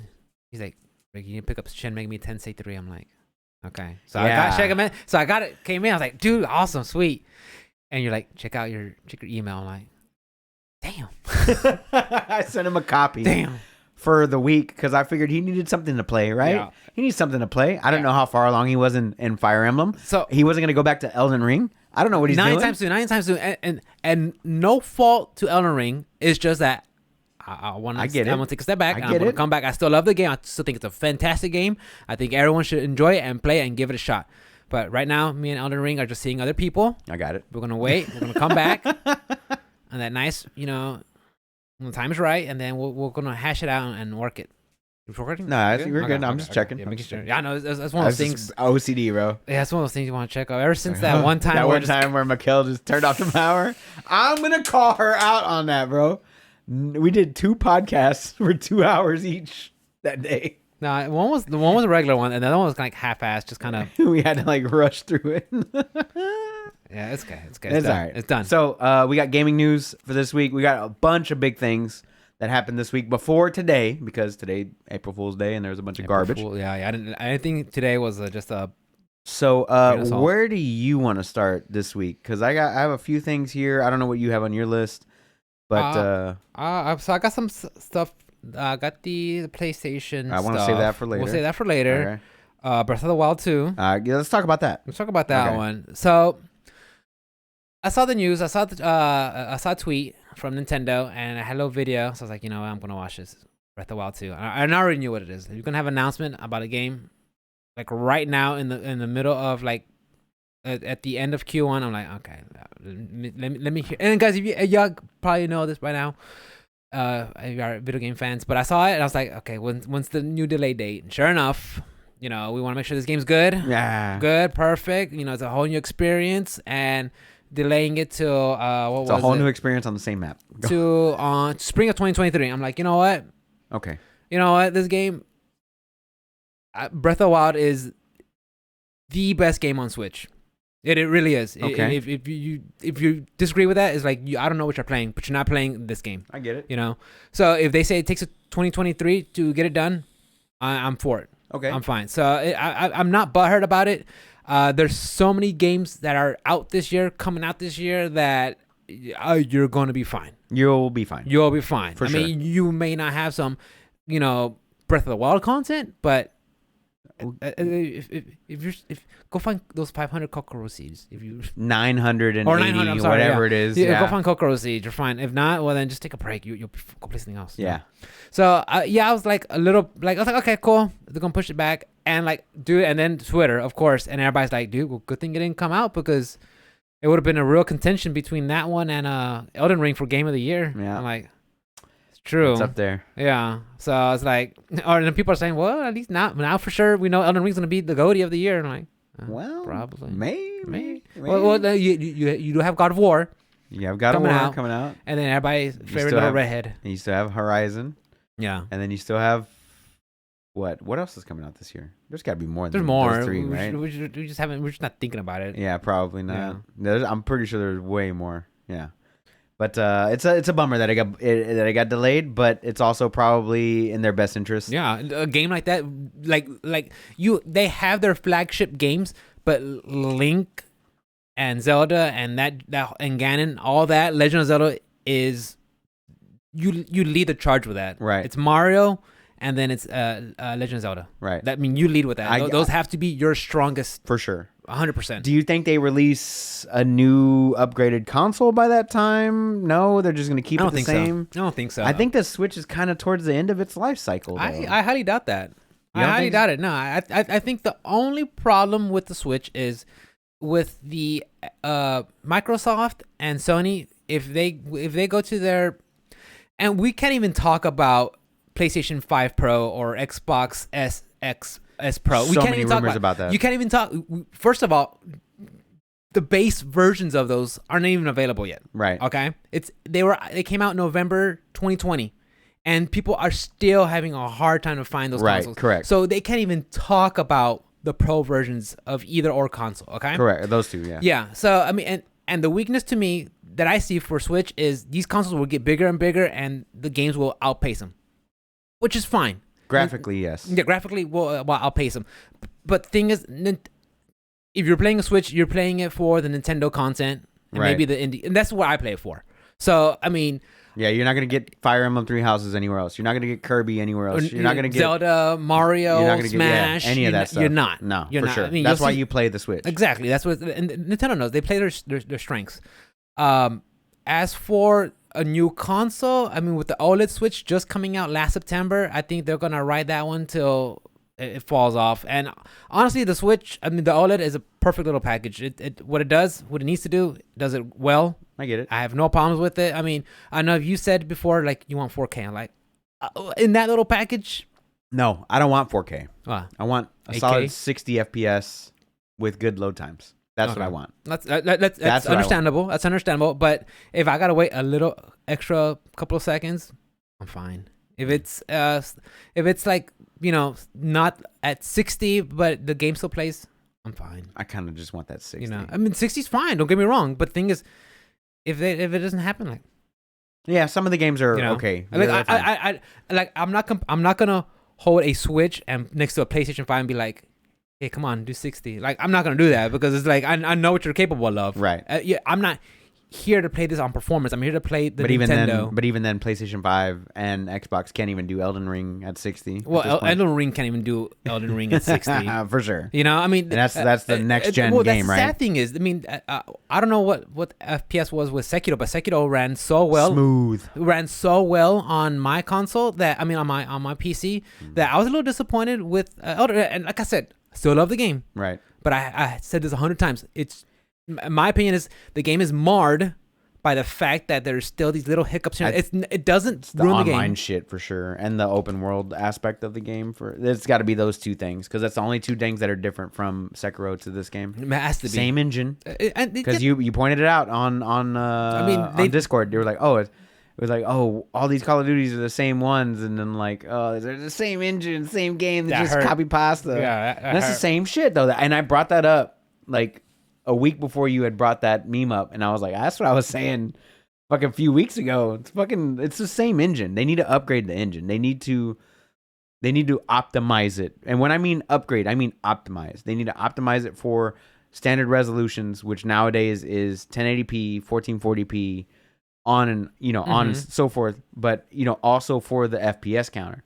So if it's 1080p, it needs to run at least 60 FPS. It needs to run a certain way. I mean, I again, full disclaimer. I don't know what the FPS counter on Sekiro is, but I had no issues with no stuttering at all. It's whatever your monitor will run. But the thing is, that game is locked at 60. But I do see it on Sekiro. I do see it in Elden Ring. I was like, whatever. I had the definitive game of the year version. At some point, they had to get that game and put it, up to PC specs to get it up and running. Right. Why? And again, guys, I'm not a developer. Right. I'm looking at it as a consumer. Okay, so I could be completely wrong. That's fine. But I'm just saying, from my experiences, it's like Sekiro ran great. It did. Why isn't Elden Ring at that point? And like I said, it is what it is. It doesn't take anything away from the game. I still love it. It's still going to be the game of the year for 2020, 2023, and 2024. Okay. Fair enough. Yeah. Fair enough. But it is a bummer. We're going back to Breath of the Wild. It's a bummer that it got backed up. But hey, maybe it makes the game better and we get the better content eventually when the game does come out next spring, which would be a year from now. Perfect. Like, it'll fly by. It's fine. It's fine. Fly. There's so many games coming out. Between now and then, you'll be just fine. You'll be fine. You'll have your next Call of Duty. You can sit around and bullshit. Whatever. Infinity Ward, Modern Warfare 2. Are they taking a break this year? Next year? No. I thought they were taking a break. No. I swear they had that. But I mean, honestly, when it comes to Breath of the Wild, if it's more of the same, I don't care. Yeah. I like it. The same was good. I like it. That game is so good. Yeah. I got to go back and beat that one too, now that we're talking about it. You should. I got to beat it. I mean, it's... I got to like the third beast and I was like, I don't know what pulled me away from it. It happens, but my only complaint about the game is you don't hear the Legend of Zelda music to the very end. I'm like, how dare you? This is one of the best fucking things about the game, about the series, is the music. For sure. And then you play it to the very end. Bruh. Yeah. What else you got, Papa? So yeah, that being delayed, bummer, but I'll be fine. I'm not gonna lose any sleep. Papa. What else I got? I know you got a lot of stuff on that list. It's all freaking the PlayStation. It's a lot of PlayStation stuff. Yeah. I want to talk about One Piece Odyssey that got announced this week. Oh yeah, they're gonna have it's gonna be like an actual RPG, right? Like a Dragon Quest RPG, but for One Piece. Did you see the trailer? I saw that. I didn't see the trailer. Oh. I'm not a One Piece fan because I know that, and I'm not to any fault of its own. It's just that I know that series it has a lot of seasons, a lot of episodes. That bro, I don't have the time to get caught up. Okay. I would need a list of like the episodes to watch, kind of like an and abridged. get rid of the rid fluff. of the filler. Yeah, 'cause that's another thing about like Naruto. I'm not gonna get into it because I don't have the time to watch all that. And don't get me wrong, I love anime. I'll watch it, but I also like streaming. I also like playing video games. Right. I like hanging out with my wife. Working out. I like exercising. Right. I have to go to work. Yeah. I got all those things. You know, I gotta eat at some point. Yeah. So it's like I'm very limited on my time. So I can't always watch I don't know how many seasons of freaking Naruto there is, but there's a lot. A lot. You know, and then there's like Shippuden and then like Boruto. Right. Like his son or something like that. So it's like I can't watch on it. So I'm kind of like with One Piece. I know it's on Netflix, like the first couple of seasons, I think. But it's like I can't watch all of them. I agree. So, but yeah, and when I first saw that, I was like, oh, great, another arena fighter with the Shonen Jump characters. Nope. But I was like, wait, an actual RPG? I was like, okay. And the thing is, at one point, I was like this close to buy Dragon Ball Z Kakarot because that's like another. They made an RPG of Dragon Ball. Right. It's basically from where's it start off? Raditz all the way through. From Raditz Majin up to Buu. like, is it Cell or Frieza? I thought it was Majin Buu. Is it Majin? Maybe Majin. I don't know. Up to yeah, but like you play the game almost like abridged versions through all that, and it's shot for shot like almost there. I'm like, so I mean, I would play it If it does that, if the One Piece Odyssey does I would that, give it a shot. Yeah, I would give it a shot. But like I said, it looked like Dragon Quest to me. Yeah, it looked like turn-based RPG. Oh, yeah, that's right. And it's turn-based. Yeah. I don't think Dragon. I don't know. Guys, look that up for me. What's up? I don't know if Dragon Ball was turn-based or No, not. it's not. No, it's kind of like action. Like It was action, yeah. Yeah. But it had the turn-based to it. It had like the open world random encounters. The graphics looked good. It looked very Dragon Quest-ish, if not Tales of Arise-ish. You know what I mean? It looked like cel-shaded Good. graphics, whatever. It looked really nice. And I've never watched One Piece. I've never seen it. I know it's Luffy. I know nothing His name's about Luffy. it. But I was like, oh, this is cool. They're doing like an open world RPG of this anime. Cool. Like I might be in on this if I like watch the series and know what's going on, or if it's like if it's actually like a flowing story arc of the show. But if it's just if it's an offshoot, even better. But if it's or long canon. But if it's like in between this season and that season, fillers previously on. I'm out. I'm out. I'm gonna need too long didn't read. Didn't watch. TLDR. TLDW. Yeah. Yeah. When I first heard the name Luffy, I'm like, oh, because there's a French Japanese player. His handle's Luffy. So like, oh, I just know him when I hear the name Luffy. I'm like, oh, I know that player from Street Fighter. Actually, he got the name from One Piece. I'm like, what? So that's Luffy. Okay, from One Piece. Not Street Fighter. Yeah. So, I saw that it had gotten announced. I didn't see a release date or a release year on that, but I'll look it up while we're talking now. But it looked cool to me, man. And I've never watched One Piece ever, so anyway. Yeah, I have to give it a shot. Like I said, I still kind of feel like I wanted to play Dragon Ball Kakarot, but that was like excuse me, guys. I think that came out like in February of 2020. Yeah, like it came out right before the pandemic. Yeah, it did. I remember that. You're right. Mm-hmm. So that sounds pretty cool. One Piece Odyssey here says coming soon. It doesn't have a date. Who's the publisher, developer? Bandai Namco. Okay, makes sense. Developer is ILCA. Publisher is Bandai Namco. Okay, that sounds about right. Bandai Namco takes care of the anime stuff. Open world JRPG. RPG. Yep. Okay. Mm-hmm. It looks good. The art looks good, man. I think I saw the thumbnail. And I'm mad at it. So anyway, what you got, Bubba? I think that's it. Just PlayStation stuff. PlayStation stuff. Okay. Okay. So One Piece Odyssey, non-PlayStation related. Witcher 3 next gen update, which is the ray tracing update for PC. It is the next gen update for PS5 and Xbox consoles. Got officially announced for May 19th. Current gen. I'm sorry. May 19th. Current gen consoles. is going to get released on May 19th, including the PC update, which brings in ray tracing and all that fancy. Do you go back to it again? Yeah.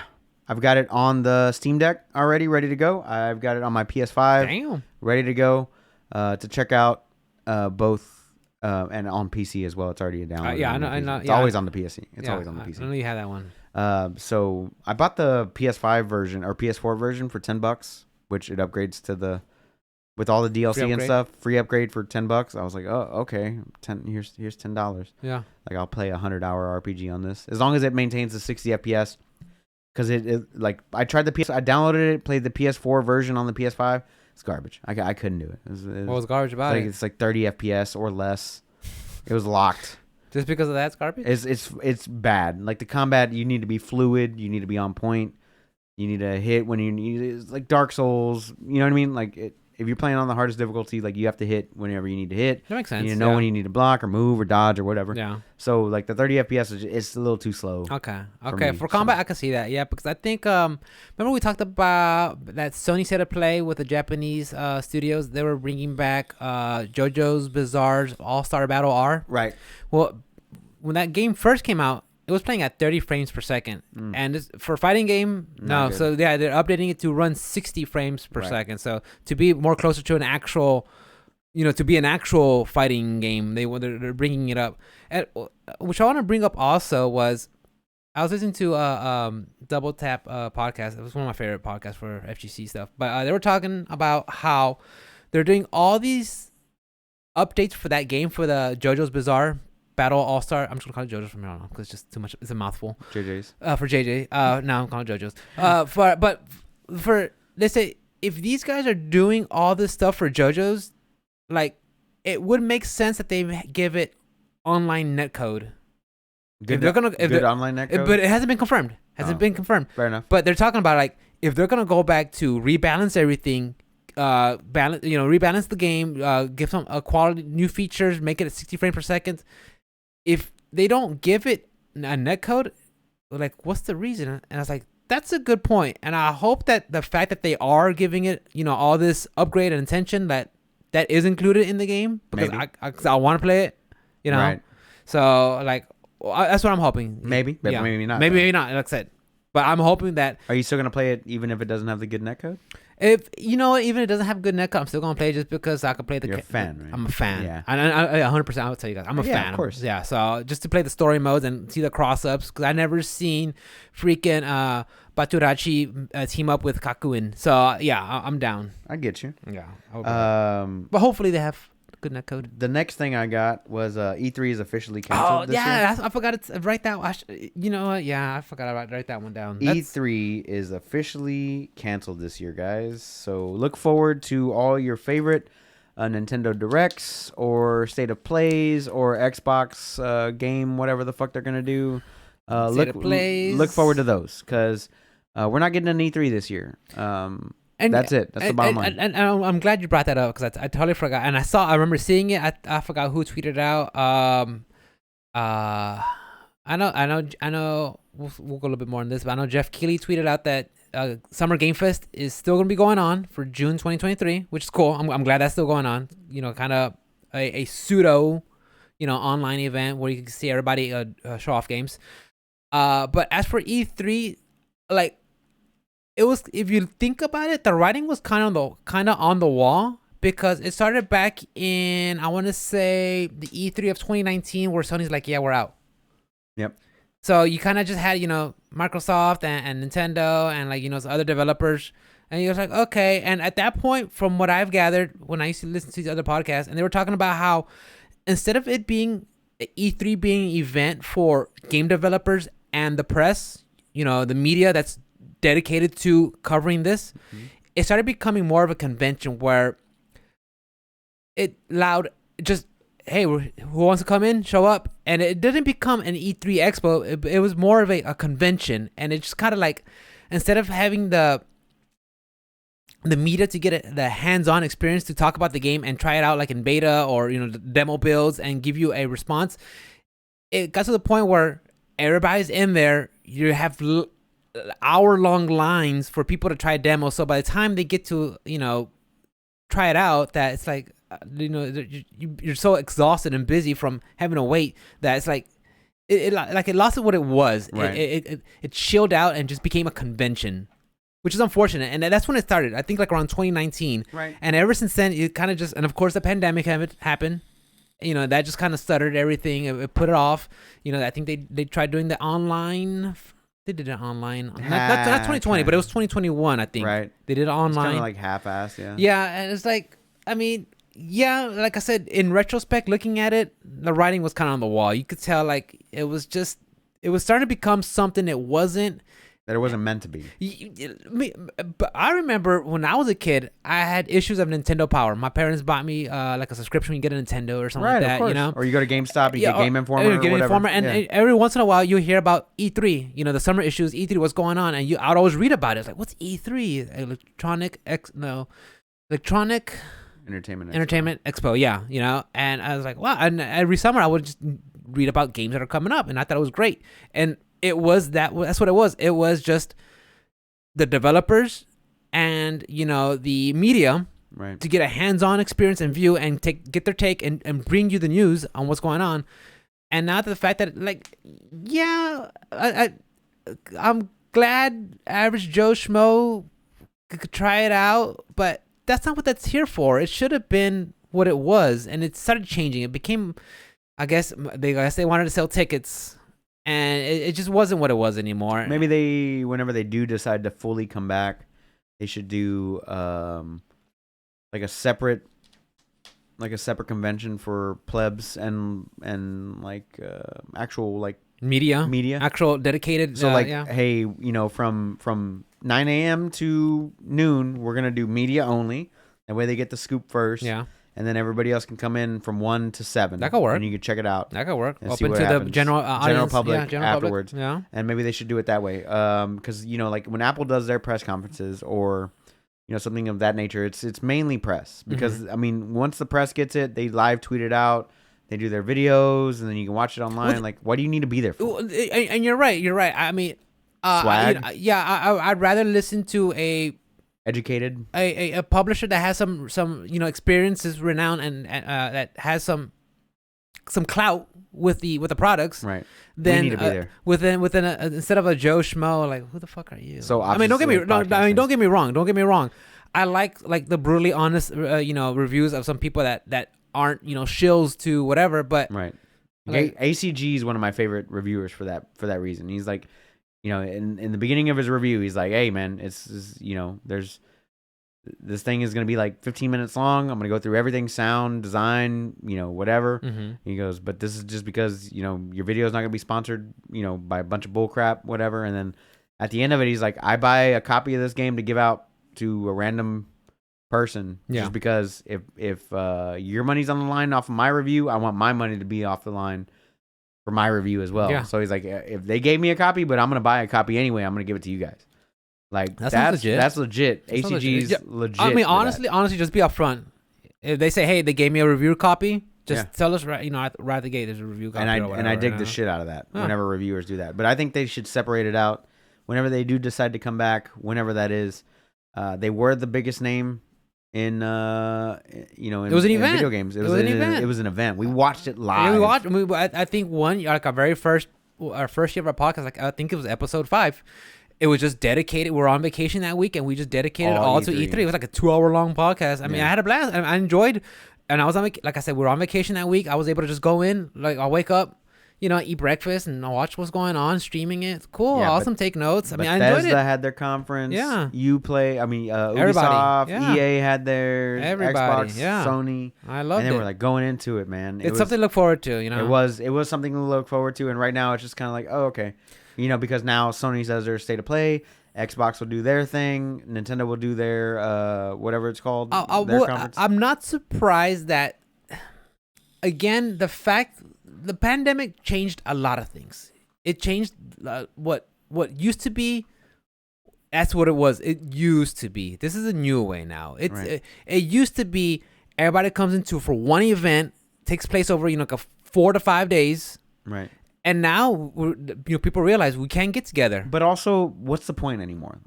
Can I be honest that's about that? real. Like, That's what I'm saying. That's the point. Now it becomes, why should everybody have to come here to this one spot and be crowded? Right. Whether safety issues or not. Now we could do it from the comfort of your own home and just stream it. Quick little. Here's 15 minutes here. But that was my whole point that I was getting to right there. Was like, why even have an event where everybody like goes to a location whenever Sony could just be like, oh, we got this state of play for you this week. Nintendo's got their Nintendo Direct. Nintendo Direct, Treehouse, whatever. Xbox has got their thing. Ubisoft has got their thing. Mm-hmm. EA's got their thing. Like, if you like a publisher, you're going to pay attention to what they do. If like Devolver Digital came out and we're like, hey, we got this video coming out. Check it out. This is all our upcoming games. Cool. Sweet. Let me check it out. 100%. Sure. Like their new game that just came out that's like getting praised on left and right. Weird West? Weird West, yeah. All that. It's like a sim/RPG at the same time. Yeah. Twin stick shooter. I'll give it a shot. Dope as shit. It looks crazy. Like I'm like this close. Devolver does crazy off the wall shit that sometimes pays off. Yeah. I mean, I'm like, okay. Look at Carrion, look at My Friend Pedro. Look at fucking Katana Zero. Loop Hero. Katana Zero. All those things, man. They take chances on games that you normally wouldn't take chances on. And Death's Door. Yeah.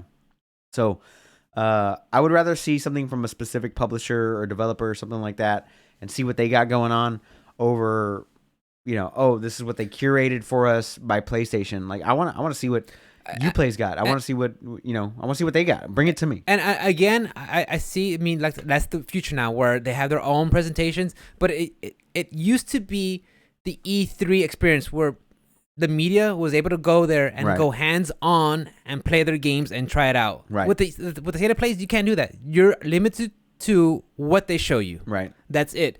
At least with the E3, when the reporter got back and was able to write his article, his co-op or whatever, he was able to tell you, hands on, this is what I played. Right. Where you get the unfiltered version. You get their perspective. But now what they do is, what I've seen done lately, since E3 isn't a thing or whatever, what they do is what's that, Parsec? So the developer will invite this person remotely into a Parsec, and they can play that game off of their.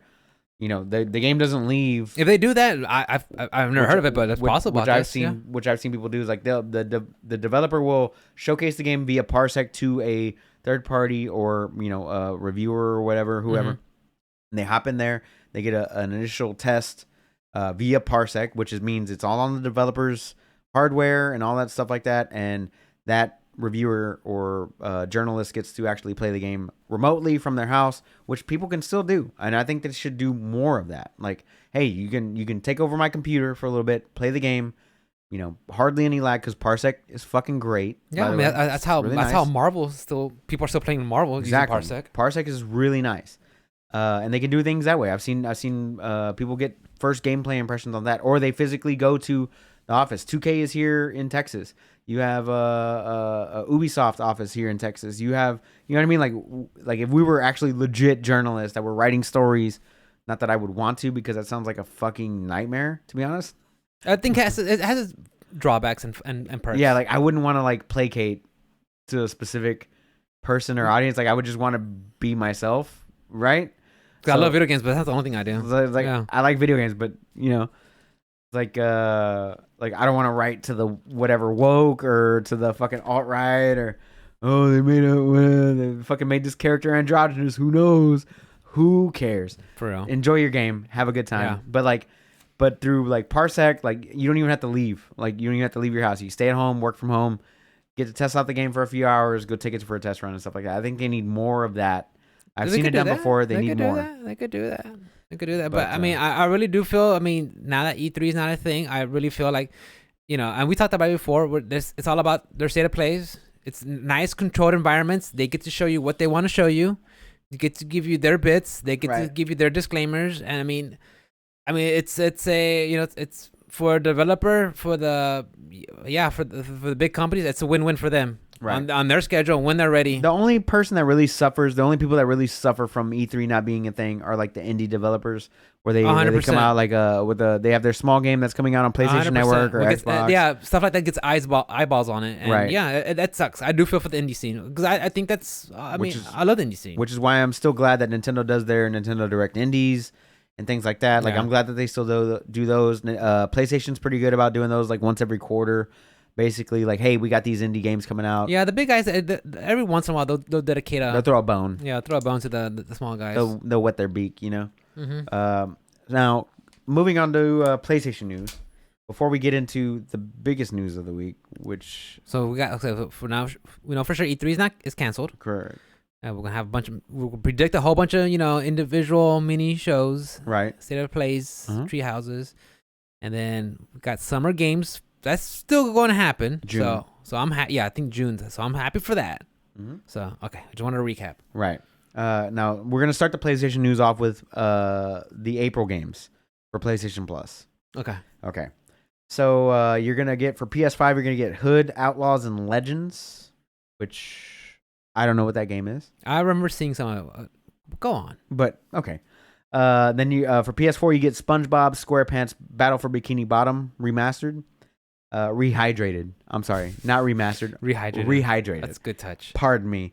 And you get the greatest roguelite deck building game of all time, Slay the Spire. Slay the Spire. I heard good things about it. Never played it, but I heard that was great. Hey, you're getting a free copy. You're getting per subscription? Per subscription. So those 3 games are coming out in April, I believe, on Thursday this week. Okay. April 8th or 7th or something like that. It was like a couple of days into the month before they come out, yeah. So if you didn't get your March games, get them now. If you're looking for your April games, look for them next Thursday. I think Slay the Spire is going to be the one I'm going to give it a shot. Yeah, Slay the Spire. Like I said, I've heard so many good things about it. Addicting, dude. I heard good things about it. Oh, my God.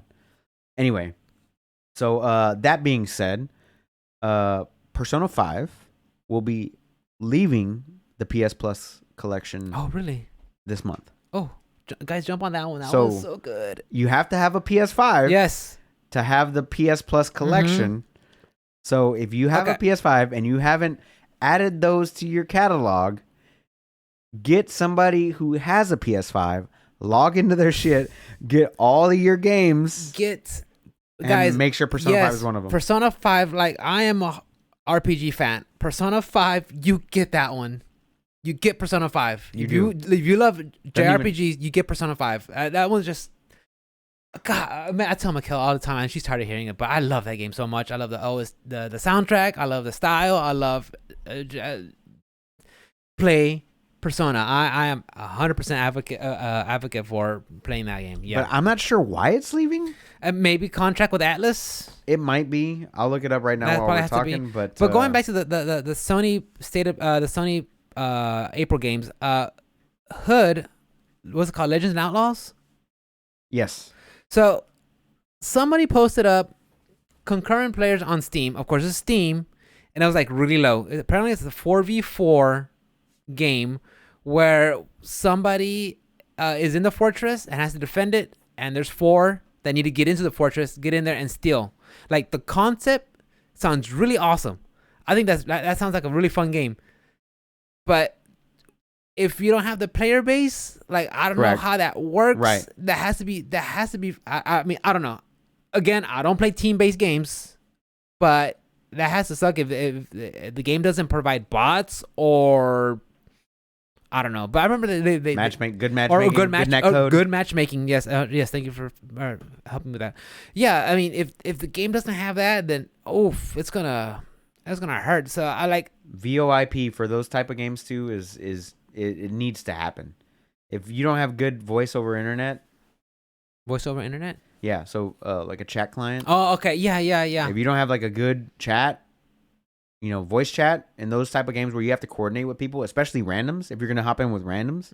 Yeah. If I want to play that game and you're not going to play that game and I got to hop in with random people, then I want to make sure that the voice is good, that the communication is good, like especially in like Apex Legends, where even if you don't have a mic, you can ping everything. You can ping everything. Well, dude. yeah, true. Because I know. Excuse me, I know. Like in what's the one with the killers? I played it, Dead by Daylight. A lot of people who do survival with friends, they'll get on Discord and that'll be their way of I mean, the game wasn't meant to have any, communications. In-game chat and communications, but people get on Discord and right, of course. So they do what they got to do. Yeah, which is understandable. I don't care. But when I hear survivors say, "Oh yeah, we just totally beat this kid," I'm like, "Yeah, you guys are chatting. I'm a Yeah. killer through and through when Okay. it comes to that game. But when I see survivors saying, in the game. yeah, in the game. But when I see the survivors like in Discord and like beating up the freaking killer and teabagging, I'm like, you guys are fucking monsters. Just one person And against they, five. and they start talking shit like, we totally beat this guy. Like, you guys are on Yeah. Discord. Get the fuck out of here. Yeah. Sorry guys, I like that game's cool, but that game got me salty AF. But yeah, going back to Outlaw, like I was like cool. Or going back to Hood, Outlaws and Legends, I was like that sounds cool, but it's like Does it have the player base? Does does it have the player draw? base? Is it Yeah, a man. draw? Yeah, it does have to draw. Like man, what does it do that these other games that Are the same aren't doing? Yeah. Does it do that?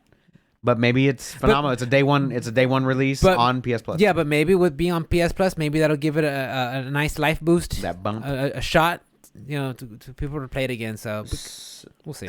So going back to Persona 5, Yes. the last day to get it on the PS Plus collection is May 11th. Okay, jump on it, boys. Originally, what this article says here from Polygon is originally the group of PlayStation 4 games that announced a couple weeks before the PS5 launch was made available to players with no deadline to claim them. Now this Persona 5 is the first one. They're starting to implement deadlines. Maybe they replace it with a different game. Maybe not.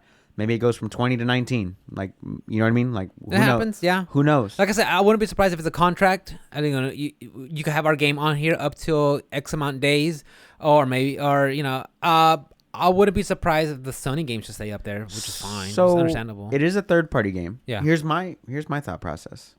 What if it was exclusive to PlayStation, right? It was exclusive to PlayStation for a while. It didn't come out on any other console. Right? No. Persona 5 as a game. No, Persona 5 and Persona 5 Royal. I don't think it came out anywhere else. So I could be mistaken, but I don't think so. So what if the contract is up May 11th, and then they announce May 15th, whatever. Persona 5 Royal coming to PC. Steam, Xbox. August, September. They've been working on it this whole time. It's coming out now. You know what I mean? Like, what if that's like the case? It comes to Xbox. Bro, it comes to I'll PC. do that freaking Rob Newman meme.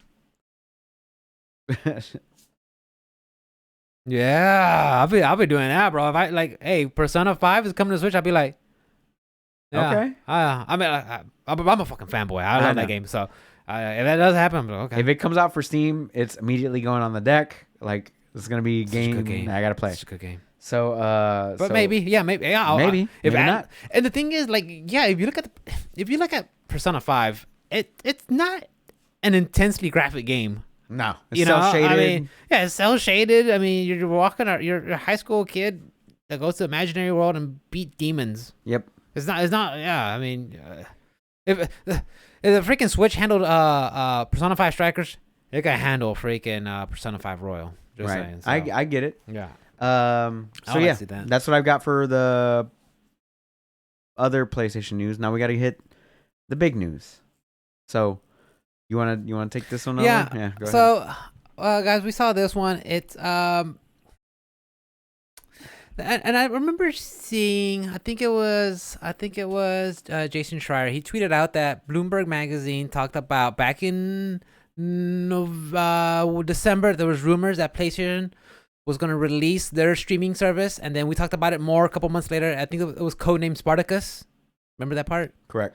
They said they're going to launch their streaming, video game streaming service to, I wouldn't say for a fact to compete head to head with Microsoft's. Pretty fucking close. But if you look at it, I mean, they see something. They're like, well, they're onto something. So I'm pretty sure, like, well, we need to do something also. I've got the whole list here. So yeah. So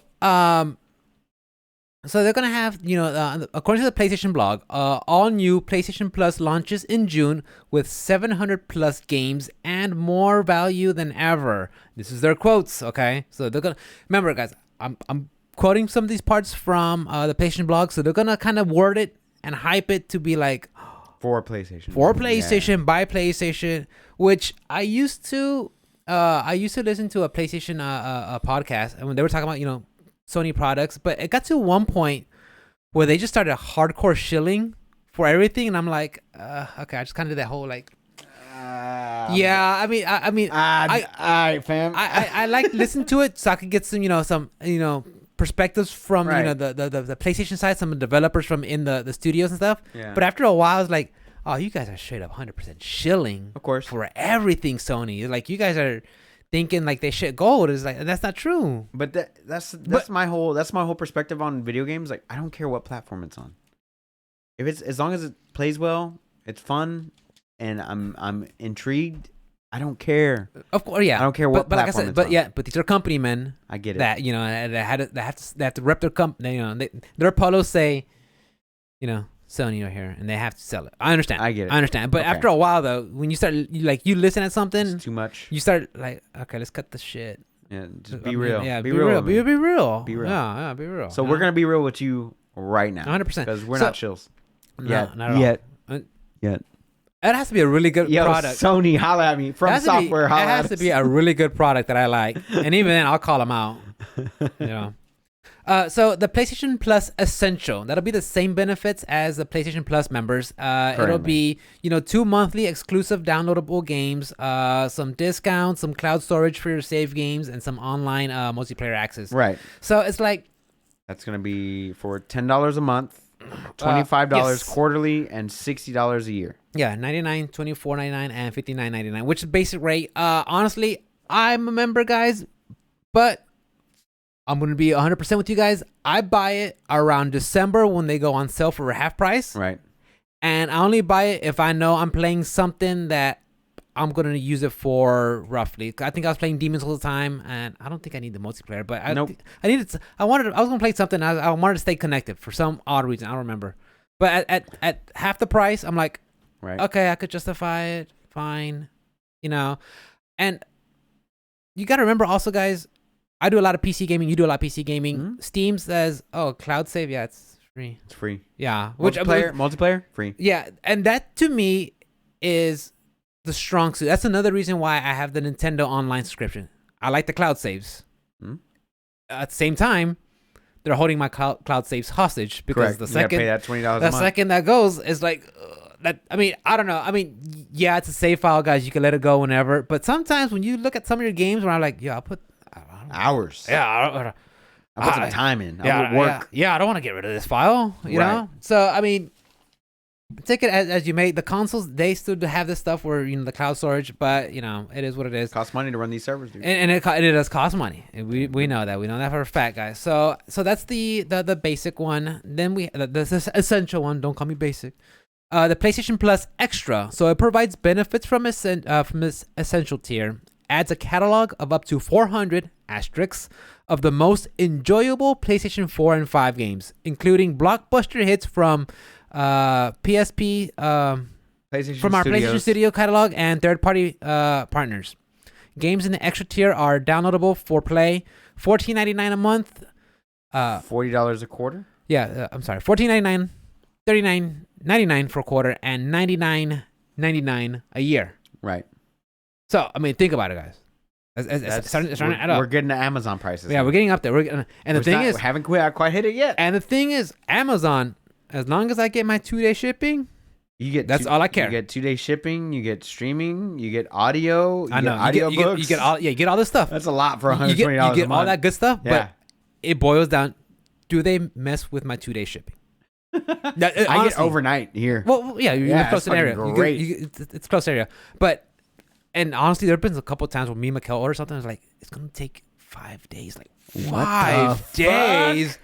Where are we living? I just go to Academy and buy that shit Alabama? myself. You know? What are we, in rural Connecticut? Yeah. I don't know. Yeah, we got all bougie about it and shit. But, I mean, don't get me wrong. I mean, and especially in this day and age where there's so many subscriptions, can you justify... when you already have a Prime, when you have a Netflix, when you have a Hulu, when you have a Spotify, when you have a YouTube Red, when you have Twitch Turbo, can you justify adding this much more? Right. And we know Netflix is going to be increasing their prices too. So it's like... They already did. Did they? Especially if you're sharing accounts. Did they implement already? It's already done. Okay. So I got to talk to my brother. I'm going to give him the axe. Yo, bro, you got to go. Papa, yeah. I'll say that $5. I got to axe him. You say that $5. Bro, you... 100%. So frugal, bro. $5. It's gonna add up. All right. But anyways, so I mean, look, guys, I'm quoting the PlayStation blog, so I'm not saying it's a great value. I'm just saying what it does. Like, I wouldn't call these games blockbusters at all. Okay, these What games though? They haven't said. That's what I'm saying. I don't know. Yeah, they haven't said. 400 games. We're gonna put a pin about exclusives day one available. We'll come back to that. Okay, we'll come back to that. And then they have PlayStation Plus Premium, provides benefits from Essential and Extra, adds up to 340 additional games, including PS3 games available via cloud streamings. Right. A catalog of beloved classic games available in both streamings and downloadable options from the OG PlayStation 2, and PSP. That's pretty dope. Cloud streaming for the PlayStation 2, PSP, PS4 can stream games using PS4 and 5 console. Right. So now, go ahead. They also said that for people that are in the markets that don't have cloud streaming, that PlayStation Plus Deluxe will be offered at a lower price compared to Premium and include a catalog of beloved classic games from the original PlayStation, PS2, and PSP generations to download and play. So if cloud streaming is not available in your region, or whether it be, whatever, fucking Brazil, I don't know, that you can still download and play some of these original games. Now, whether or not they offer that to the U.S. customers, that's a different thing. Oh, interesting. Because some people are rural. If you live in fucking a place where that doesn't have like really good internet or whatever, right? Like, well, I don't know, Conroe, Texas, because that's 45 minutes away from here, and the internet's garbage. It's pretty bad. It's like I never had satellite. It's satellite. It's pretty bad. I never had internet. It's by it's not even by Comcast. It's not by AT&T. It's by some random thing that, like, I don't know, whatever. Even the inner city Conroe. I mean, Conroe's kind of developing, isn't it? Really not that. Maybe rural Conroe. It's still not that great. But like, let's just say Huntsville, whatever. Just random country on the sticks. Random city, rural city or whatever. But you will be able to be offered PlayStation Plus Deluxe, which is like their thing. So, what were you going to get into on your point? Because we didn't even get into the cost of this one yet. Oh yeah, and the cost, $19.99 a month. $17.99 a month. Oh, 17. Sorry. Yeah, 17. My 7 looked like a 9. $49.99 quarterly and $119.99 yearly. So recap basically. So just recapping, PlayStation Plus Essential will stay the same. PlayStation Plus Extra adds 400 games for 4 and 5 and downloadable games from first and third party. And PS Plus Premium adds 340 more games that via cloud and downloadable for PS1, 2, 3, PSP, and some game trials. So, I mean, I've tried their cloud gaming once, and mind you, this was a while ago. I've never tried it. It was a while ago because I wanted to play Third Strike. Okay. And you could tell that it was cloud streaming. Maybe my internet wasn't the best. Maybe their cloud. Yeah, maybe my internet wasn't the best at the time. Maybe their servers weren't the best time. But trying to play Third Strike, it was like you're underwater big time. It just was not happening. And ever since then, I was like, oh, okay, maybe okay. And the thing is, I'm just not a fan of cloud gaming. Period. That's just me personally. Okay. Because when we talked about when the Kingdom Hearts collection was coming out on the Switch, which is cloud version only, at first I was like, oh, I get the whole collection on Switch? Dude, I'm going to play it. Cloud version only. I'm like... Now, I'm going to counteract your argument there, because I do like cloud gaming when it's done correctly. Mm-hmm. Cloud gaming done correctly it's great. It plays well. It gives you access to your games when you're far away from your console, whatever, if you're on vacation, and you have to hit that Destiny 2, whatever, fucking Ava Market to get that, whatever, Jackal. I mean, you gotta get in there to get that fucking mod that you need for that one weapon that didn't pop up until you were on vacation. It happens, right? Or you just want to play, you sit in an airport somewhere and you got good Wi-Fi, whatever, good service, wherever. When it's done correctly, it's good.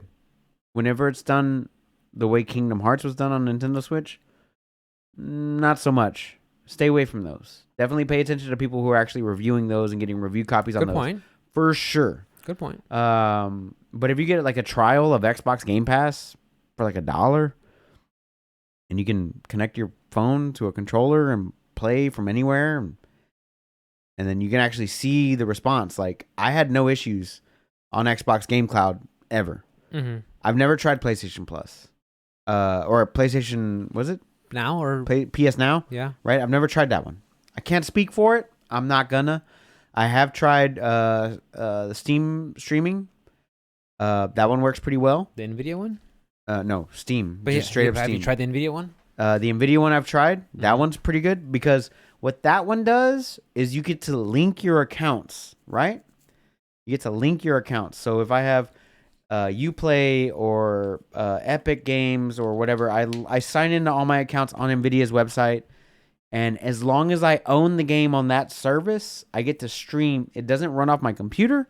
It runs off the network, off of their shit. Mm-hmm. That means I get to stream from their servers to my server with their high-end technology. And it works out very well because it's not actually using my home connection, which could be shit at the time because of Comcast or whatever. It uses their connection, which is usually pretty fucking good. Mm-hmm. So NVIDIA is a little different on that end. I've never used Stadia. Never used Stadia either. But also Stadia wasn't like on the. Well, the thing about Stadia, the thing about Stadia is it came out. Google got no, it got no love or support or care. And then Google's like, okay, done. Yeah. Yeah, they just kind of like. They were like at the blackjack table. They were, we're good. Yeah, we fold. We're out. We're good. Kind of like their Google Plus, their Google Hangout, their Google Lens glasses or Lens. It didn't work. It didn't catch fire. Okay, done. Next. Yeah, that's which is fine with them. They don't care. They got money coming out the wazoo. They work on something else. But that's the same thing that people said about the Steam and Steam Deck, because they had their Steam little boxes and their Steam controller, and then their Vive or whatever the Steam VR headset is. It's not the Vive, but I can't remember the name of it. And now the Steam Deck, like people had their same reservations about the Steam Deck, and I haven't tried anything since the Steam controller, which I wasn't the biggest fan of.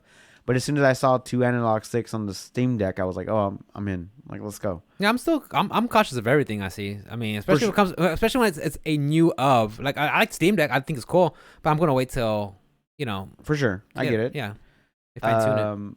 So yeah, like some of these streaming services with cloud gaming are pretty good. Now, granted, you have to have really good internet. You have to have good internet or a good signal. You also have to have unlimited bandwidth because those things eat up bandwidth like fucking crazy, right? And you just have to have like overall just like really, really good internet. Like that's the bottom line.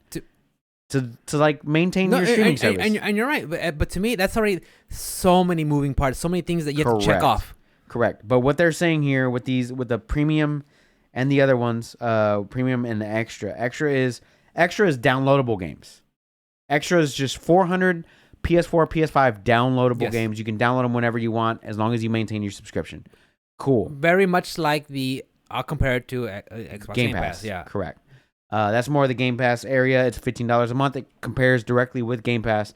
Now, if you want to go that little extra mile and you want to play those PlayStation 1, PlayStation 2, PlayStation 3, PSP, PS Vita games, then we're going to have to go up to the premium. Yeah. And that's where the cloud comes into play.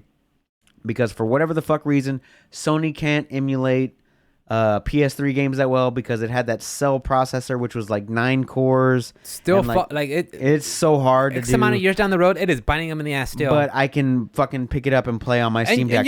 I am not like a proponent of pirating and emulating, but damn, dude. At that point, sometimes right now, like I'm really thinking. Because I can tell you, that Steam Deck is perfect for it. I tried it. Like I said, I'm not a proponent. I'm all about, hey, give the developers some money. They earned it. But sometimes when you have to go through all these hoops, right, just to play a game that you love. I agree with you. Man. You know when the last time I played Metal Gear Solid 4 was? Long time ago. And it's getting to that point where I'm just going to be I kind of want to play Snake Eater. Yeah, kind of want to play Snake Eater. It's like, where can I find it? I'm pretty sure that game I could still do some little work. I could get to it. But like, damn, man, sometimes it's a little tough, you know. But as far as like that top tier, if you're paying for $18 a month or $50 quarterly or $120 a year, you better have really good internet. You have to. You better. Because it makes no sense for you.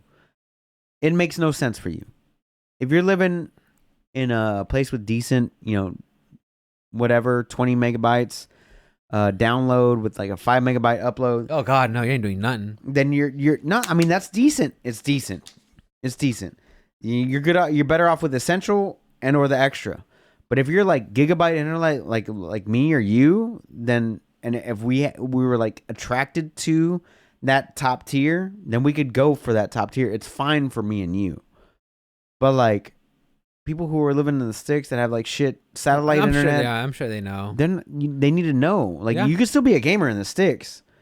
You can be a farmer. You just won't have access to the cloud stuff as you know, as strong as other people. But the thing is, going back to cloud gaming, for me the weakest point is we live on the Gulf Coast. We know, especially between the months of June all the way to November, it's hurricane season. Right. That there's sometimes storms are gonna knock power out, and you're gonna be without any access, not only for hours, sometimes days, weeks. Yeah, there was weeks. Yeah, there's been weeks. I mean, but it can happen if you live anywhere along the Gulf Coast. We all know this. I agree. So take it as it is, guys, because there's sometimes, or even just during winter, the power's out. What are you gonna do? It happens. Yeah, like what do you? Cloud gaming gonna do nothing. No, it's not. So I mean, it's not. Take it, and that's been the main reason why I just stay away from cloud gaming. But that just don't care. But that also doesn't affect just cloud gaming. It affects always online games or multiplayer only games. It affects a lot of different games. Of course, not just cloud gaming. Of course. Anything that requires an internet, for sure. Correct. Yeah, but even if you want to play these single player, all inclusive cloud games, even though it's one player, even though there's no multiplayer or no internet, well, you're correct. Yeah, you're correct. I'm not agreeing with you, but I'm just saying that a lot of other games require an online connection that are only single player. Oh, you're probably playing Fortnite. Don't play that. No, that's not a single player game. That's a multiplayer battle pass game. What I was saying is like a game that requires online, kind of like even if you wanted to play Diablo 2 Resurrected by yourself, it's an online only game. Just the same way Diablo 3 is. Same way, you know what I mean? Like those types of games where it's like, you have to log in. Yeah, there's games you have to play online. It's fucking stupid. Oh, bro, I wanted to buy freaking Mass Effect Legends. Legendary Edition? Yeah, Legendary Edition, sorry. Oh, okay. I was going to buy it, and then Mikhail brought it up, like, oh, you got to get that Origins launch. I was like, you already had it, though. I know, because I had it for freaking Star Wars, and after I finished that game, I was like, you know where you don't have to have it? PlayStation. Yep. So that's what I'm going to do. I'm going to buy me a copy on console. There you go. On console, that way. That's where I've got it. Because look, guys, if you're okay with juggling launchers, more power to you. I'm a minimalist at heart. I want to do the most frictionless experience I can when it comes to my gaming. Because when I play my Steam games, I go to my bottom right, my little tray, right click Steam, and it has my last 5 games. Launch, done, right there. Right. Done. I'm in. I get it. Not this whole, please log in, check this out, pop up, check this out, log in, newsletter. Like, no. I get it. I get where you're coming from. I hate that. I get where so you're coming from. when I saw that Mass Effect Legendary Edition on PC has that, I'm out, dude. You're out. I'm out. Yeah. And in hindsight, honestly, Star Wars Fallen Order, as much as I enjoyed it, I would rather play it on console. Because I hate launchers. I make exceptions for certain. I make exceptions for certain. It has to be a phenomenal game. I have to make an exception for certain. Like Mortal Shells have never come out on Steam. It's never come out on GOG. It's never come out on Uplay or anywhere else. It's only on Epic. If you want to play that game on PC, it's on Steam. It's on Steam now. Papa. Oh, has it? Yeah. Oh. Whoops. But yeah, it's on there. But that's what I'm saying. Like, but there's some games that are only only on that one platform. Okay, 100%. Cool. Then I'm gonna play it on that 100%. Platform. Yeah, and that's why I played Mortal Shell when it first came out. It was exclusive to Epic Game Store for a while. Correct. And I played it there. Yeah. And sometimes they offer you good discounts or free games or whatever. Yeah, and when Darkest Dungeon 2 comes out, I'll go back and play it there because I think it's gonna be exclusive there for a while. So yeah, it has been. It's been out. I know the early access is on there right now. Right. But I'm gonna that game. Because I want to wait till it's all out. I think Valhalla on PC is only on Epic right now as well. Because that's where I have it. That's where I own it. It's only on Epic. Valheim? No, it's Valheim. Valheim, yeah. And that one's Valhalla. Assassin's Creed. Oh, Assassin's. Okay, that one. That one's on Uplay, and I think it's on Epic. I think those are the only two that it's on. I was thinking Valheim. But sorry. I don't like. I prefer Epic over Uplay any day of the week as well. It's fucking weird with the launchers for me too. Like I'm kind of like in on some of them and like yeah, minus Steam and then Epic. Well, if But nowhere like- else, But like that's it. GOG for me is like where it's at, because what I'll do for GOG is like I'll log into those launchers on GOG and like all my games that I have everywhere. That the one that has Humble Bundles? That's the one that has all the launchers. Oh, okay. Period. So it's got Steam, Epic, BattleNet, all of 'em. all of them. It has all of them on there, and you log in there. It shows what games you have installed. I was like, oh, I want to play this game, and it has a beautiful interface. You just, I want to click this one. Cool. I'm gonna play here. Cool. Mhm. And then it puts up the launcher for a second. As soon as the game launches, it takes it away. As soon as the game closes, it closes out the launcher for you. That way you don't even have to worry about That's it. good. And I love that shit. So I was watching before we started this podcast. I was looking at on Twitter. Of course, Just tangle it up. as much as I hate fucking social media, Twitter got a fucking hold on me, and I'm sad to say it, guys. Sorry, but I was looking at Matt Piscatella. He's a guy who does all the NPD reports, and he was talking about. And guys, look it up. Check out his tweet. He was talking about how 1 out of 5 console owners either have a PlayStation 5 or Xbox Series X or S. 1 out of 5. Yeah, have both. 1 out of 3 have a PlayStation 4 or Xbox One. So when it comes to have both of those consoles at the same time. So when it comes to comparing Xbox Pass, what's it called? Game Pass. Game Pass, and this new PlayStation Plus Essential, whatever we're gonna call it. Yeah.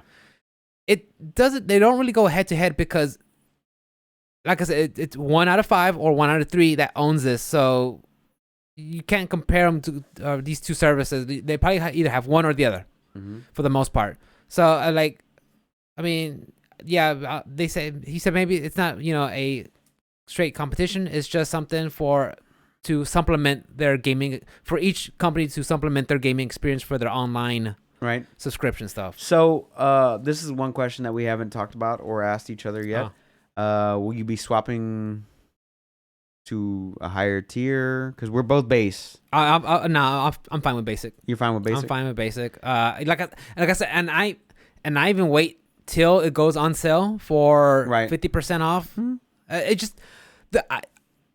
I have enough games that I feel I don't have to justify purchasing these higher tiers. Yeah. I mean, when the Xbox Game Pass came out, I thought that was cool, but then I realized all these games are some of them some are good. They are. Some are good, but it's I don't know. I'm kind of the person where I'm kind of a one person person, one person gamer. One game person. Sorry. There you go. Where I'll pick one and I'll kind of finish it and play it all the way through. If you're the kind of person that likes to bounce from game to game to game to game to game, these would be perfect for you. But I'm not. I think whenever this does release, I think sometime mid-April. I think April 18th or something like that. Wait, they said June. Was it June? Yeah, I think they said June. Did I have it wrong? Okay, so whenever it does release, I think I'll try it out for a few months, just to see what that's a good top point. tier. Yeah, I'll try it out. I'll see how the cloud gaming is on their platform. Yeah. And just to give it a shot. And okay, I tried it. Okay, cool. That's a fair shake. I'm gonna go back to my yearly regular subscription. Yeah. I only need my two. Well, first of all, let's talk about the fact that they're taking you down from like 3 to 4 games down to 2 games. They're doing that. Yeah. They're doing that. So they're giving you less value for the same amount of money that you were spending already. That's kind of a problem. It kind of is. But they're not all gems at the same time. They're not. Yeah. They're not. But they better be fucking gems from now on, because they're only giving you 2 of them. They don't have to do shit. They better be. You're paying. But if I'm paying, exactly, it better be good, though. It better be good. It better be good. Well, I think they talked to Jim Ryan, the CEO, and they're like, yeah, I don't think it's a good idea to have our main, main studios to have their, our games released day one on Okay, fine. He had his explanation. Okay, fine. So I was like, so don't expect that. I mean, at least with Microsoft, you could play their exclusives day one. Halo, Forza, shit like that. Fable, whenever that comes out. Yeah, I mean, it's not really of impressive stable. So impressive stocks. Fair enough. I don't know. In my opinion, I'm not impressed. Fair enough. You know, I'm not mad at you for that. So I don't know how it feels. You know how people feel about the, PlayStation not doing that. So I mean, it is what it is. I think their games are bold enough that their games are stronger in the single player. In the single player aspect, in the single player narrative, for they are way stronger. For sure, I would go with PlayStation over that any day of the week. So what's my incentive to pay the $18 a month then? Yeah, if I'm not getting your day one releases, as an older gamer, they would have to string all the nostalgia, all the chords. They have to strike all those for me. You know, Metal Gear Solid is going to be on there. 1, 2, 3, 4, and I would I and have 5. to do it and do it right. I don't know. I have to look at it. And that's there why has to be all the games that are like. I'm gonna give it a shot. I'm gonna give it a shot. Like I said, I'm gonna give it a shot the first day it comes out. I'm gonna give it a shot for a few months, and then after that, I'll make my decisions. But I don't see myself going over the regular tier. No, but also you're taking games away from me. At the same time, they're not taking anything from you. You're kind of are. They're not taking anything from you. They kind of are. My subscription's going from. They're providing. They're going to be fine without not providing enough after that point. That's the problem. Because not in one of those 3 tiers, they never said, oh, you get 2 games with regular PlayStation Plus. With the next version, you still get all that other stuff, but you get 400 games for download. And then for the 3rd tier, you get all that other stuff, but you get like 340 other games from like our older systems that nobody's playing anymore. They didn't say, oh, you get 2 games with your subscription, and then you get 3 games with your subscription, or 4 games. No. They never said any of that. Of course not. So they're taking away games from their subscription service currently, and then they're adding in streaming and downloadable games, which is, I guess, kind of the same thing, but not really in the same context, though. Like, it kind of... They're giving you more games to... If you want to play more mediocre games, you could pay more if you want. I suppose. You know, but the thing is, going back to the whole nostalgia, I think I told Mikhail this, and I already told you before, but nostalgia is a flavor you can't find. You know, because even though you go back and play it, you're like, yeah, it's not the same. You know, because playing Metal Gear Solid 2 or 3. Will never be the same. You know why? In my child, because the PlayStation 2 had the pressure sensitive buttons, and that's the way I remember playing that game. I remember that. And like going back to it now, Snake Eater, you pull up his SOCOM, and then you release it, and you bring it back down. But like nowadays, like if you want to play Snake Eater on Xbox or PlayStation or whatever, it's 2 different button inputs. While holding you have to hold this, release that. I'm already out. Yeah. Like I want to light tap the button or hard press the button. That's what I want to do. And now you're taking the, like it's never going to be the same. It's never going to be as nostalgic. Even if they released a PlayStation 2 version of MGS3 and MGS2, it's never going to be the same as it was whenever you were playing. And you're right. And like I said, I told you guys before. I told Kevin before. Chat's probably seen this before. But when I first heard about Mass Effect's Legendary Edition, oh sweet, and then I'm thinking, do I really want to go back? Like, young adult Rick remembered loving those games. You know, what about now? What about Boomer Rick? Am I going to go back and still see it in the same rose-colored lenses, you know? Right, maybe not. Even though they are upgraded for modern monitors, cool. But at the same time, do I want to go back? Do I want to see Shepard do his dancing? Okay, thank you. And then like turns to the side and walks off. Do I want to do that? And then everybody gets mad. Yeah, and it just walks off. Do I want to do that? I don't know. It has such a in my memories museum. It's in a good place. Do I want to mess that up? Right. So do you? Yeah. Do I? I don't know. I don't know. It would have to be. I wouldn't know what it had to be for me to go back to try out that PlayStation. No, it's Essential, Premium, and what the fuck was that? Platinum. I think. No, wait. What was it? God damn it, Rick. Premium. Premium and Extra. Yeah, I am. Extra. Regular PlayStation Plus, Extra, and Premium. Look, and chat, I'm talking to you guys now. If you guys try it out, please let me know. Ruben said he's gonna try it out when it comes out. Y'all guys give it a shot. Let us know what you think. And also, let us know if you still do the Xbox Game Pass. When it first came out, did you jump on it? Did you stay with it? Did you find value? Are you still with it? So yeah, let us know, man, because I'm curious. At launch, we plan to include titles such as Death Stranding, God of War, Marvel Spider-Man, Marvel Spider-Man Miles Morales, Okay. Mortal Kombat 11, and Returnal. Mortal Kombat 11? Isn't that already out? Mortal Kombat 10. 11. But that's not the PlayStation 5 collection, sorry. We're working closely with our imaginative developers from PlayStation Studios and third-party developers to include some of the best gaming experiences available with the library that will regularly be refreshed. More details to come on the games we'll have in our PlayStation Plus service. Now, the other question is do they get rid of the PS Now? 'Cause that's a separate service on its own. Yeah, I don't know. They're gonna maybe offer a discounted price for that or merge it into. I think they talked about it. I'm not too sure. I don't know if they're gonna merge it into something or get a different price plan. But yeah, that's a different thing too. We need more details on that. Yeah, we need information. Right now, we have no information. Yeah, and if you guys are on that, let us know, please. For We're sure. Curious. Please do.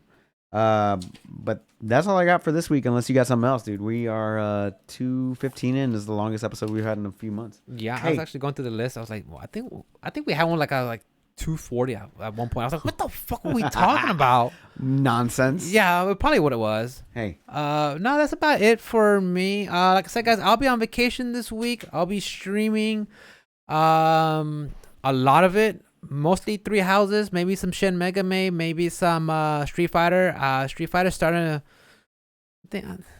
Street Fighter's like that. I just can't get rid of that game. I can't quit her. I can't quit. I wish I knew how to quit you. I just grab her and kiss it. But yeah, I'm gonna go back to some Street Fighter. But yeah, guys, remember, you guys take care of yourselves. Y'all's responsibilities, y'all's health is in y'all's hand. Do something. And I tell Mikhail this, and I tell everybody that like I don't want to be the preachy machine, but man, take care of yourselves. But you have been though. I'm just kidding. I know. No, but take care of yourself. But take care of yourselves. But hey, it pays dividends. Listen to him. It pays dividends. I mean, just think about it. You don't want to be 50, 60, 70, 80 years old and falling apart. I want life. I want to wring it out and be healthy. When did you start losing weight? Around summer of 2019. 2019. So right before the pandemic. Yeah. And it's a process. So you started off at what weight? Oh shit, I was fat boy, dude. I was 220, 230. No, you were heavier than me. You had to have been 220, 230. Get the fuck out of here, really? Yeah. All right. Because I started off at 235, 240. And I'm fat. Yeah, I was fat as fuck. So I started off at 240. I was a 2X shirt and a 40-inch waist. And I went down to a 28, 30, depending on the pants, and a small. Yeah. So that one took a year. It's a process. A year and a half, dude. It took forever. You didn't just get fat overnight. No, I got fat over time. You're not going to get thin overnight either. It's a process. It's going to take longer to get thinner. And it's a process. And you do these little day one victories. Hey, I ate good today. I got my car right. Yeah, I did some exercise. I did, yeah. And you build on, and you see results. And man, guys, trust me, man, it's worth it. It's worth it. Just do a little struggle. Do something hard. It's worth it, man. And I love you guys. I do, and I mean it from a place. It's from a place of love, for sure. I'm here to support. As always, catch them on all things social media. All things social, right here. My streaming, under his chair. My Twitter. I'm on that Bluebird all the time. And it's at @OS_Rick for those who are listening to us only, but it's Rick with a 1 instead of an I. Rick with the 1. OS_Rick with the 1. Because somebody stole his regular name. No, well. One version was available here. One version was available there. Right, it was like flip-flop. So I had to uniform it because then it would have been like on Twitch. This would have been this. I get it. I get it. It's all good, dude. As always, guys, you can catch me on all things social media at @OS_Onslaught. No numbers in that one. If you want to hit up the podcast, it is Option Select Pod on all things social media or optionselectpodcast@gmail.com. Guys, I love you guys. We love you guys, so much. Rick, I want to wish you a happy birthday on Wednesday. Ruben. I love you. And I'm going to see you tomorrow here for a barbecue. And we're going to have a great fucking time. The most wonderful. Most fun. And we're going to get a little lit. It's going to be a good time. Yeah, he is. He is. I quit drinking. No, you didn't. I did. No, you didn't. Yeah, we'll see. Bye, guys. Yeah, we'll see. We'll see you. We'll see you guys next Friday at Rick's house for episode 151. Peace out. Bacardi 151. Later, guys. Damn, 150? Yeah.